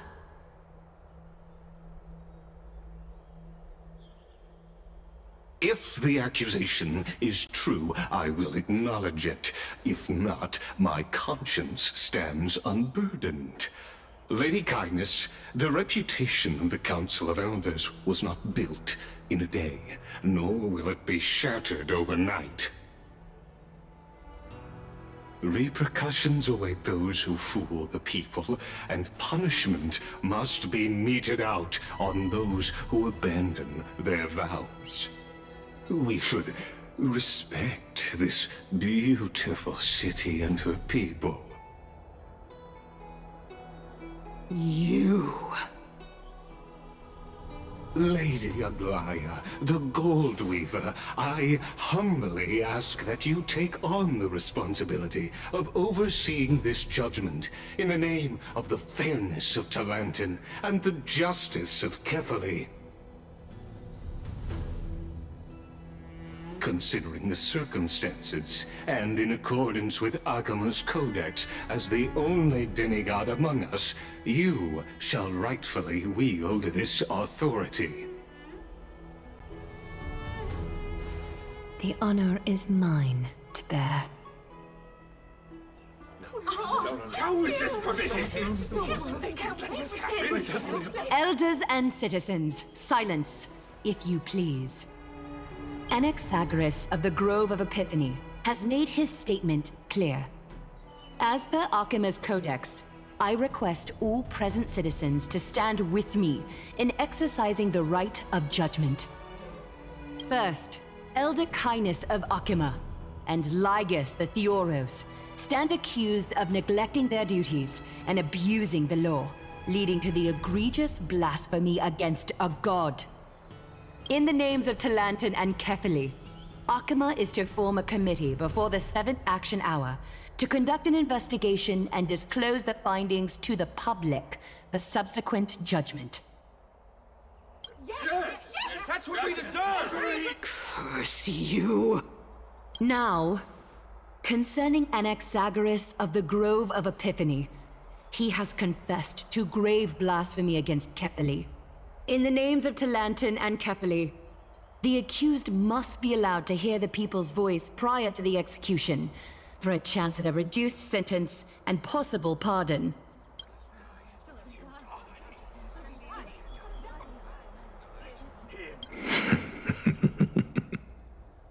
Professor.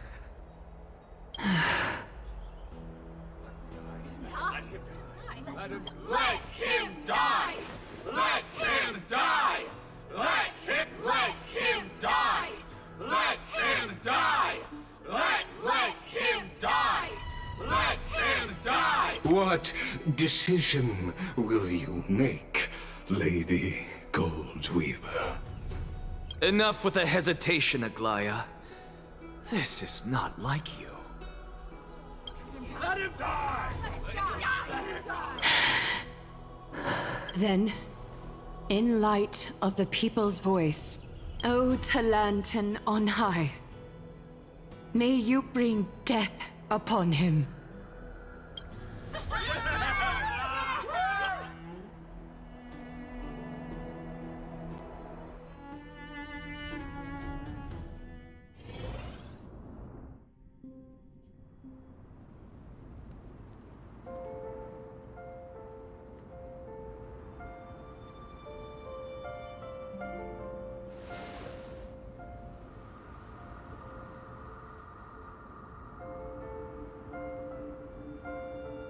Allow me to reintroduce myself. I bore the name of Castris while walking among the mortals. And now, I stand as the demigod of death, the living side of Thanatos. Welcome to my realm, where the west wind ends.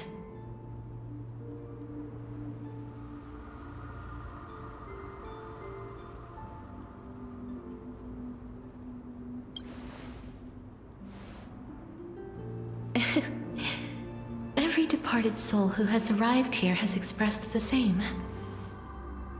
Did you know? Every flower here was planted by Thanatos themselves. These flowers were originally both lifeless and immortal, but in the first rain brought by the River of Souls, they were given new life, flourishing as the bearers of countless souls. And it is my duty as the Master of Death to tend to their well-being and foster their growth in this serene haven. Similar to the structured cycle of life and death in the mortal world, these flowers too shall wither and fade, returning to the earth and then ascending to the sky with mist and tides. Eventually, they will descend to the mortal land as gentle rain. Every soul undergoes the perpetual cycle of reincarnation, albeit in varied forms, until the world meets its end. Yet, sadly, there's no time left for Emphorius to wait for when the flowers bloom again. Now, death is the power at my fingertips.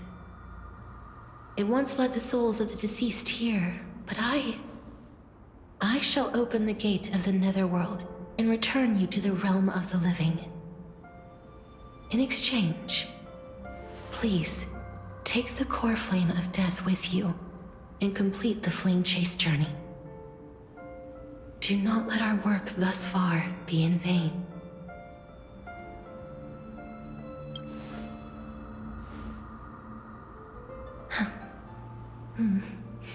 Just like the other demigods, I will stay here and embrace my destiny. That being said, it is not easy to guide a lost soul back to the mortal realm. The whispers of death are sweet and alluring. If your determination wavers, you will succumb and be forever ensnared by the Netherworld's grasp. Please consider this a one-time exception. I will do everything in my power for the flame chase journey. And for your life, the only life I can save.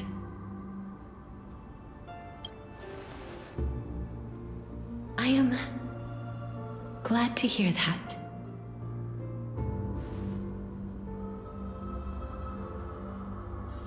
Over here!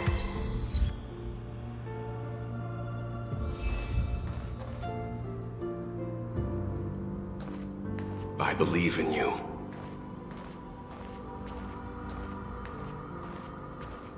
Keep at it.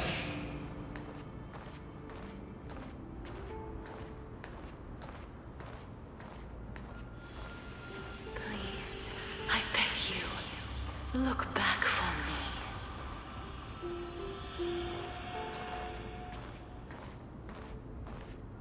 Death is such a sweet, I beg you. Lift your chin up high and step forward with us toward tomorrow! That's right. Keep your eyes on the dawn. Onward. Show me your courage.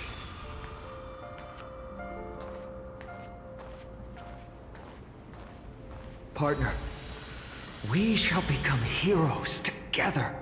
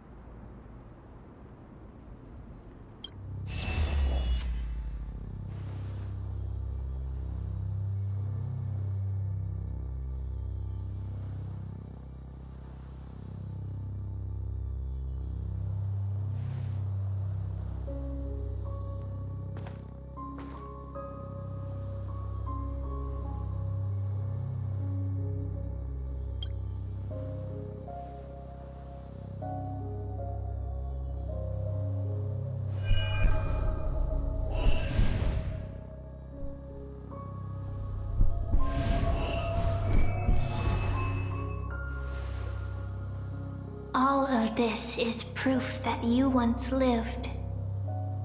Your soul, your memories, the years you've journeyed through, and the path they revealed, leading you back home.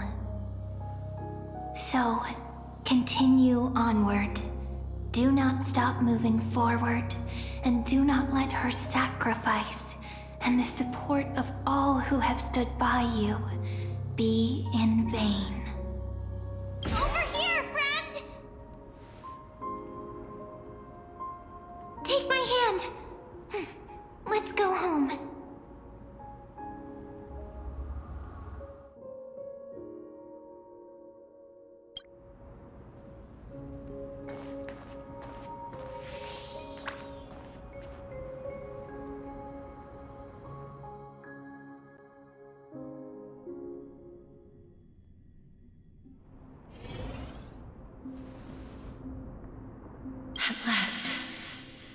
you could do it.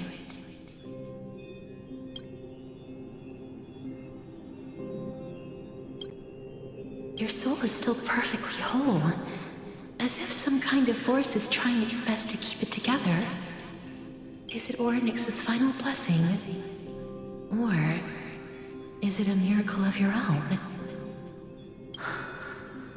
It's truly incredible. Such a... Perhaps it is fate, once again fulfilling its own design. Or perhaps it is the laws from beyond the sky, so familiar to you, that intertwined our fates long ago. It seems that this is the riddle which cannot be solved anytime soon. The sensation of becoming a demigod is truly wondrous. It's as if the river of souls is winding its way through the depths of my spirit, transforming with each breath into a fine rain that nourishes the world. Do you recall that prophecy? At the end of the sea of flowers, the souls of the living shall warm thy fingertips, and after an embrace, there shall be eternal separation. I promised you that I would do everything in my power to give it another meaning. Now, as I stand as a demigod and destiny draws to a close, I can finally end it in a way that is as beautiful as it deserves. The wish I once sought, but could never grasp, is now within reach. In this brand new world, every blooming life will lift its arms in celebration and recount the profound meaning of this very instant. Every touch, every embrace we share will never again be an ice-cold loss. They will radiate with an intense warmth, sowing love far and wide throughout the land.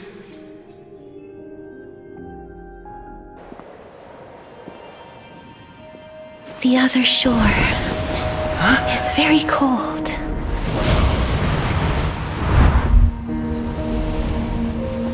May I borrow your warmth one last time? Thank you for fulfilling this wish of mine.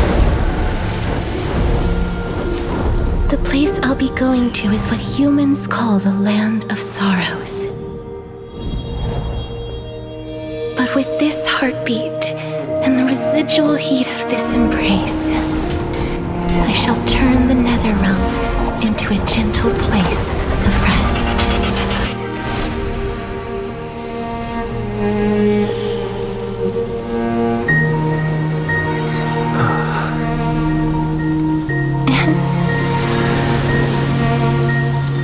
This embrace may be brief, but it's the proof that I once lived.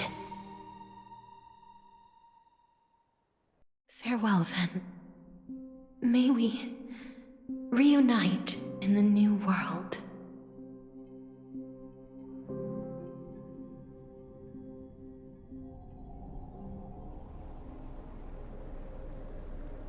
That grand and absurd performance was what you've been seeking your whole life? I gave up everything in search of truth, and it culminated in this very moment. You, on the other hand, performed as I expected. You did not hesitate when you saw the chance to attain power. It's as if you... Crave power, like a fly craves rot. Those are your words, not mine. But what you said at the end, did you already know what I had planned for Thainan? I may have lost an eye, but my vision is clearer than anyone else. You've nearly exhausted your humanity. You're no different from my current state as a walking corpse. That's true. I've long since burned to ash over the past 1,000 years. Only he is capable of unleashing a raging fire that rivals our final great enemy, Aquila. So, this is our last chance. How about we let go of the bad blood between us? May I resonate with your core flame, Aglaya? Please do.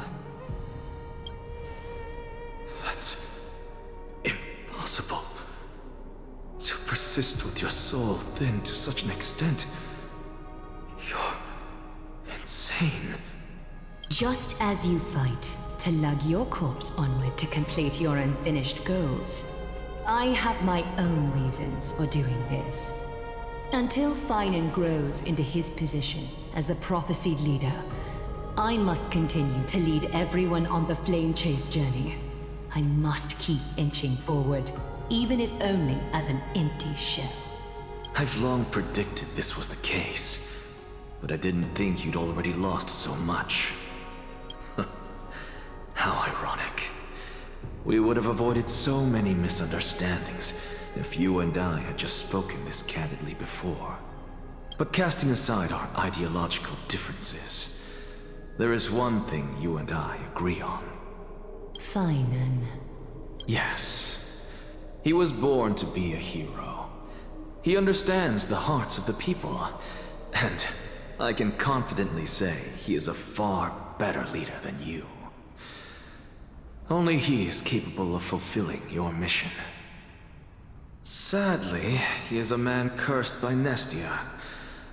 But by my estimates, his horribly elaborate sense of style should not impede Era Nova. Congratulations are in order. We found common ground at the very end of our destined paths. When you put it that way, it makes me want to take back what I said. Aglaya, we're back. Come welcome our great hero reborn from the ashes. I hope he didn't hear your earlier assessment. It wouldn't be the first time I criticized him. A man should be aware of his own shortcomings.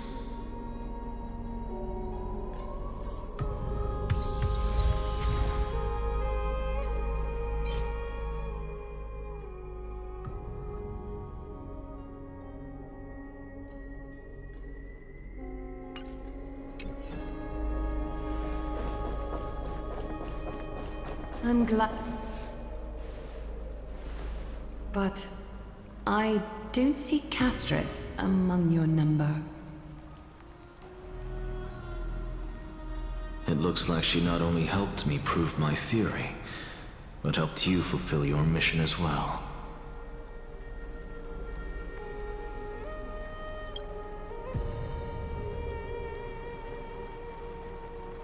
She might not have been able to change her fate, but she still wrote the final verse of her epic herself.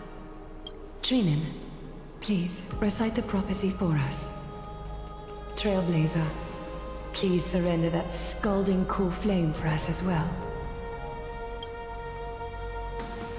You are the only life she ever saved by her own hand in her 1,000 years on this earth. I believe no one is more qualified for this noble task.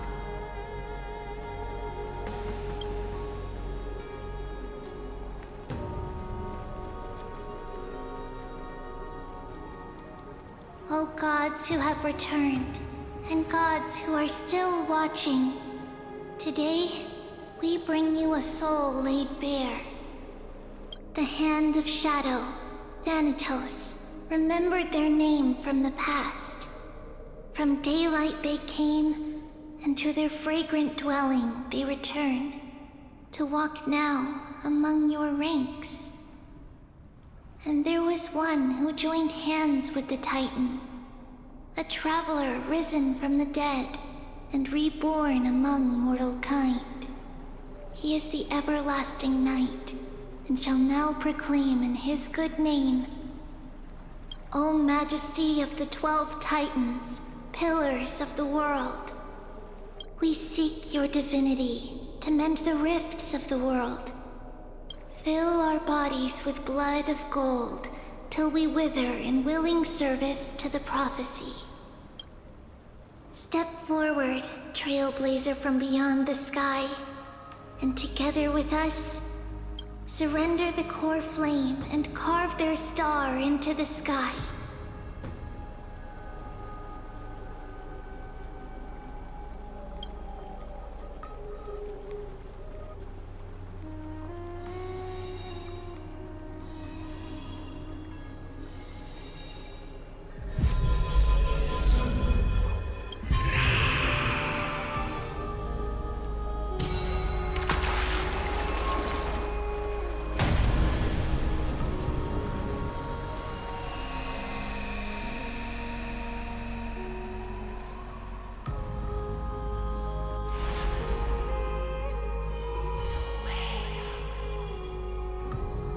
Constellation for death. For life and death, to be more precise.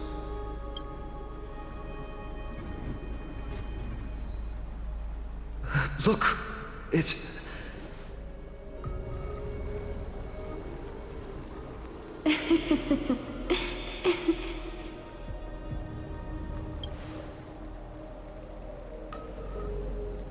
No, it's only a divine echo. I think she's here for the trial.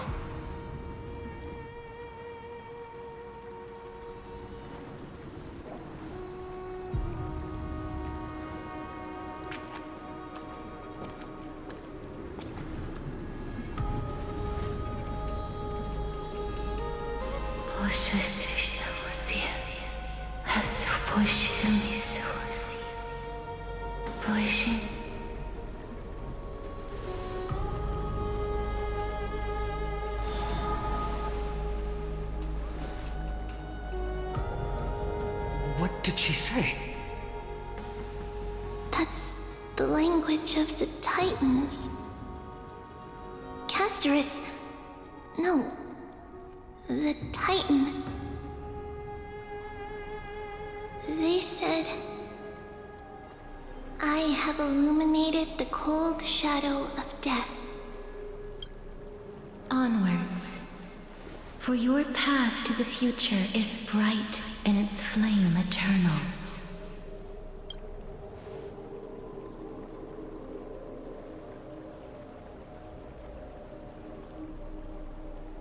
Do not forget.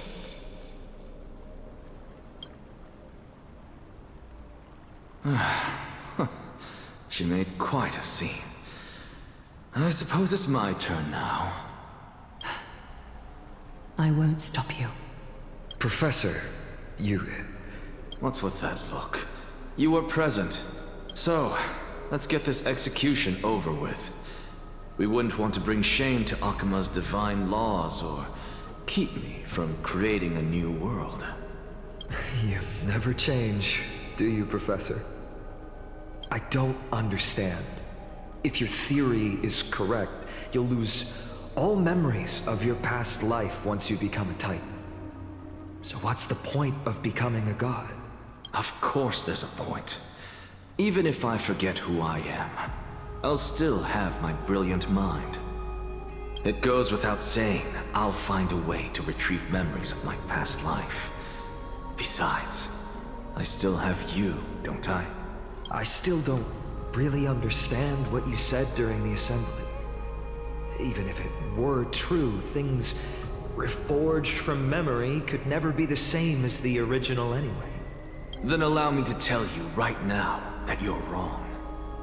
What exactly are we?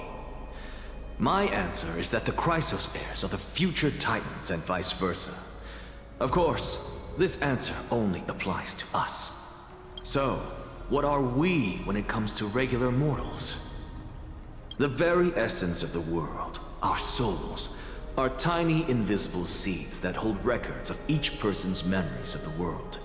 And we are the buds that sprout from these seeds to grow into great trees. Is that what new sporism means? Correct. Once our physical bodies are born, we become new extensions of the world. From there, we plant our seeds into someone's memories, and then scatter them into the hearts of countless people in the future. Just as seeds are affected by their environment, so too will our appearances differ across memories. But the partial memories we carry will always be the same, because that is just how the world is. To destroy our very existence, one must destroy the world itself. But we have someone who will still live on with his perfect memory. That person is you, child of Kefali. This is what it means to be the world-bearing Titan. So, carry everything of this world and live on. Don't disappoint those most precious to you. Don't disappoint Lady Goldweaver, and especially, don't bring dishonor to my theory. Anaxa, I swear to you, I'll lead everyone to our reunion in the New World. Good. That is all I have to say. Farewell, everyone. May we meet again in the next life. Farewell, great performer. May Circes safeguard your thoughts.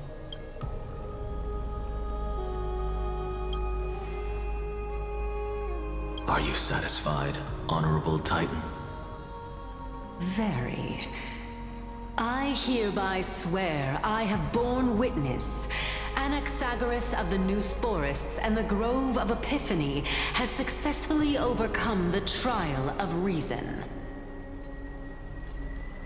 Thus, I shall confer upon you these words.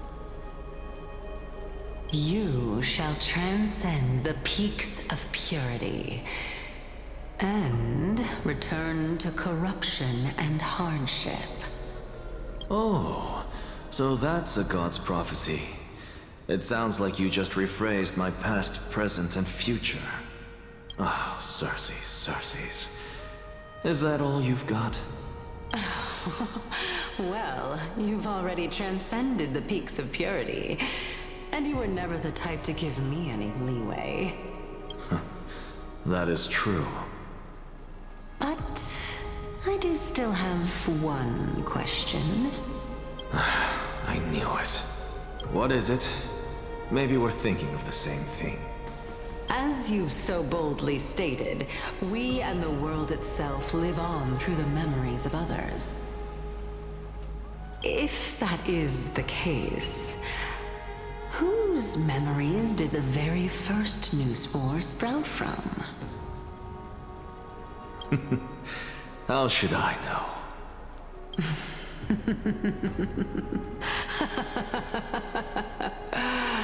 Oh my. But, since we are both equally curious, we should allow the children of humanity who come after us to investigate in our stead.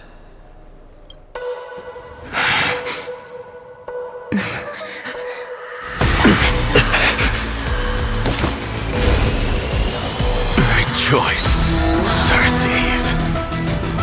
I sow the seeds of suspicion in the new world with your soul! And now, the objective is complete. That is all.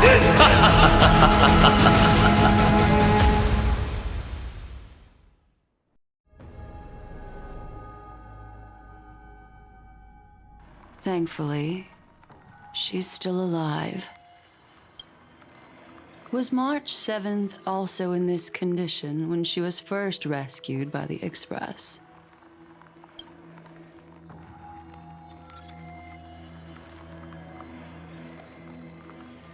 But she still woke up naturally. Looking on the bright side, that might happen this time as well.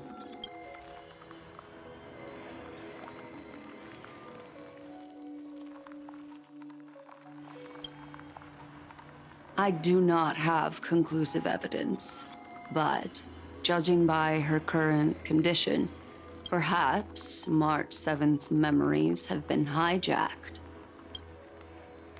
Think about it, Miss Himiko. What will happen when someone loses their ability to remember?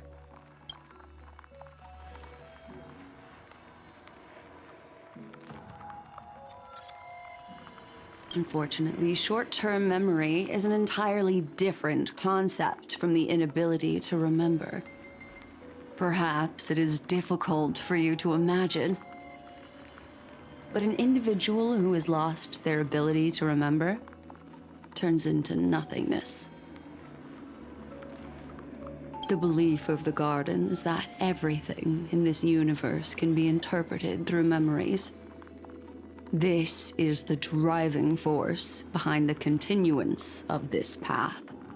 The past is made up of memoria, while the future is a possibility that will eventually be converted to memoria.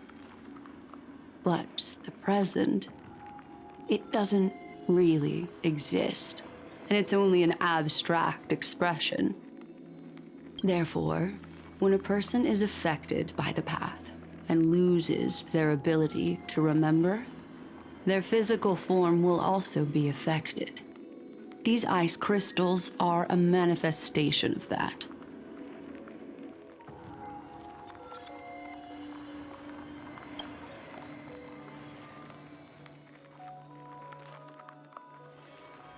Is Miss Himiko suspicious of me?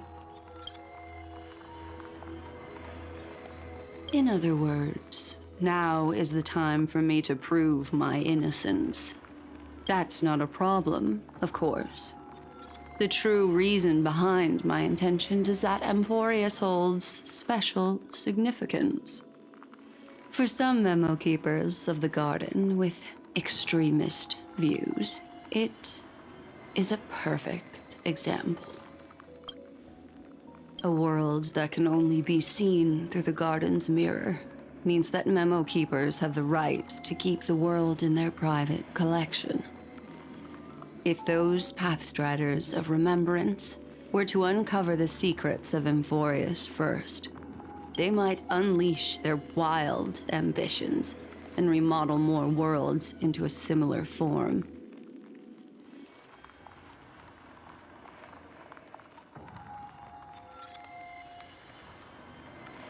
I chose to remain quiet before, because I did not want to involve you in the Garden's internal conflicts.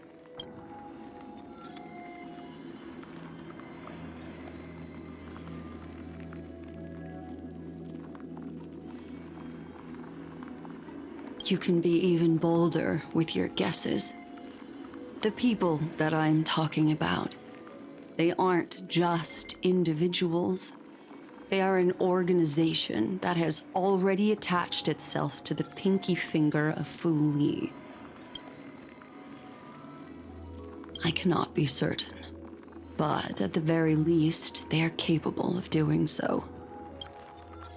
I am deeply sorry about what has happened to March 7th, but the deal that I propose still remains a fair one.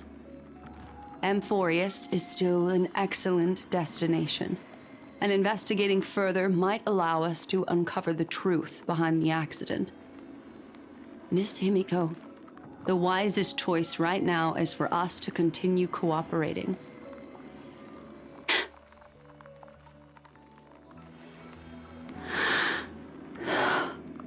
Let me take back a part of what I said just now, Miss Himiko. Although we indeed struck a deal, it seems like I have involved you in some unforeseen danger. Please accept my deepest apologies. It's Fu Li. Their gaze has just swept across Amphorius.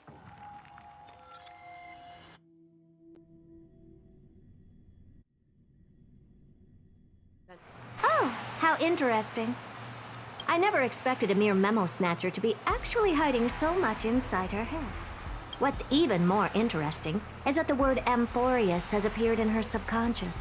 This lady seems to be having fun. Is she usually like this? It's hard to explain. What are you two whispering about? Has it not occurred to you that I can hear everything clearly? Please pardon me, Madam Herta. Would you mind sharing with us what you've discovered? The ones who need help are the Astral Express. You will have to put up with my methods, even if they are rather unconventional. Let's get back to the topic. By using the fourth mirror, I rummaged through the brain of this memo snatcher and learned a good deal. Not only does this person know of Amphorius, but there are also many memo keepers who are interested in the place. I searched through her consciousness and found the following terms: the Eternal Land, the Rejected Land, and the private collection of the Garden of Recollection. It seems like Miss Black Swan is indeed hiding some things from us. Since I'm not able to find any useful clues from the outside, why don't I personally visit this mysterious Amphorius? You're planning to head to Amphorius yourself? Yes, but not in the flesh like you all foolishly did. See these Herta mirrors? With them, I can project my data spirit entity to any corner of the cosmos through spatial warps, without even needing to leave my room. But of course, these corners of the cosmos must be within the coverage zone of inter-astral peace communications. After all, this is collaborative technology. I see. You do seem like the more indoor type. Although that star zone is not within the network of the IPC, the Express itself can serve as a signal station. Come, give me the astral chart coordinates.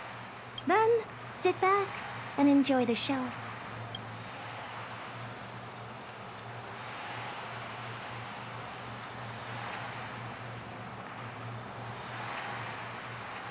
All right, now that everything is ready, mirrors, get to work.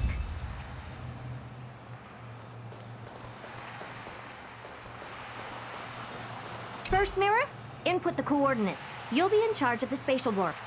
As you command, Madam Herta. The preparations are complete. I wish you a pleasant journey ahead. Second mirror, prepare for the thought refraction. There's still some distance from the Astral Express to the Amphorius celestial body. You're in charge of sending me over. This time, raise the power to the maximum. Don't be stingy. Oh, okay. I won't fail the mission, Madam Herta. Third mirror, you're in charge of generating the data spirit entity. I'm happy to help, Madam Herta. What kind of appearance are you planning to use this time? Good question. Let me think. Forget it. Just use my own appearance. There's no one there that'll recognize me anyway. As you wish.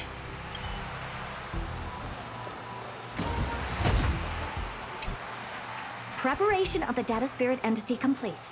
Thought refraction at max power. Excellent. The first mirror. Let's get going. Have a safe trip, Madam Herta.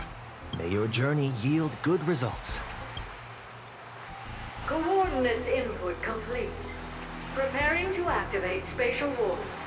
Destination, unknown celestial body. Amphorius. Spatial warp countdown. 5, 4, 3, 2, 1. Warp activated. Oh! So that's Amphorius? Its appearance is, well, sure is unique. Second mirror. Prepare for thought refraction. It's time to send me in. All right. Please read the safety protocols carefully. Can't you hurry up? Yes, ma'am. I didn't expect it to be so turbulent. I should have asked the second mirror to use slightly less power. What a magnificent sight! Is this the entrance to Amphorius? Let's see. Perhaps I'll be able to find a way in.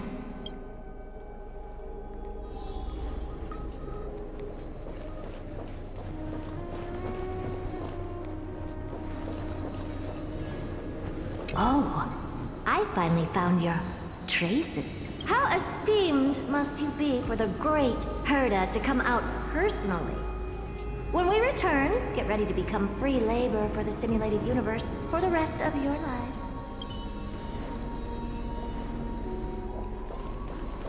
What's this? How creepy. Oh, it moves? Who are you trying to scare? What's this? A statue? It's ugly. I don't like it. It's either a projection or a fake. There doesn't seem to be much to take note of. Now then, how am I going to get into My deepest apologies, esteemed lady. I'm afraid that you cannot proceed further. Who's there? Your visit, although not part of my calculations, is a pleasant surprise. It's a pity that the preparations are not yet in place to receive you with the hospitality that someone of your status deserves. Are you not going to answer my question? Who are you? I have many identities, and I'm going to have even more in the future. But if you just need a form of address, Lycurgus. Lygus. All right, Lygus. But you can't possibly think that I'm just asking for a name, can you? Regrettably, I do not have the authority to share more information.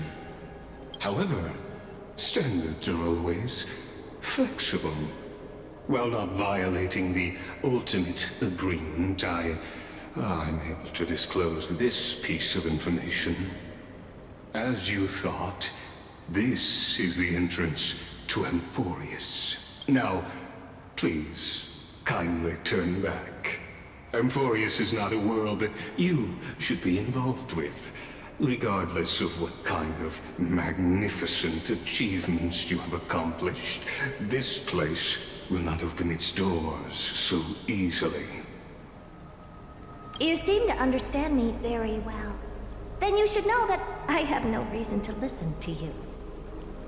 Your reaction is completely within my calculations. Despite my long years as a Watcher, it seems like my assessment of human nature still remains accurate. From you, but my answer remains unchanged. Madam, it is with the utmost goodwill that I suggest you return to where you came from. Let's assume for a second that I'm not so well-mannered, and that I insist on uncovering the secrets hidden behind you, Mr. Lygus. How do you plan to dispel this notion of mine? Within the scope of the ultimate agreement, there are 178,244 logic chains at my disposal to convince you.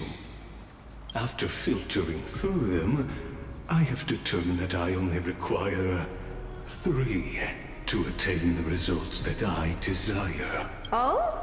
I'm all ears. First, for reasons that cannot be disclosed, Amphorius is a completely isolated celestial body. Apart from me, no one else will be able to help you enter. That's not a good argument. Second, if your plan is, as you've alluded to previously, to force me into cooperating by showing hostility, do know that, just like you, I have basked in the gaze of the erudition. I stake my honor and assure you that, in the worst-case scenario, our mutual destruction will be inevitable. Oh, no wonder I couldn't find a back door. When I did a scan of our surroundings, the safety protocols on you are comparable to Screwy's. How interesting. I assume that you still wish to hear the third logic chain. Of course. Why wouldn't I? Third, even if you exhaust all your means and find a way to break through. You will surely give up once you understand the consequences of your actions. After all, throughout your long life, as much as you'd hate to admit, your conscience has played a crucial role. What a brazen robot. You think that you can actually understand me through your paltry calculations? But since you put it that way, why don't you tell me what these consequences will be? It concerns the third path that is entangled with Amphorius. A path that you and your friends still very much lack understanding of. The destruction. So, if you ignore my warnings and persist in your ways, you will break the shackles of a Lord Ravager.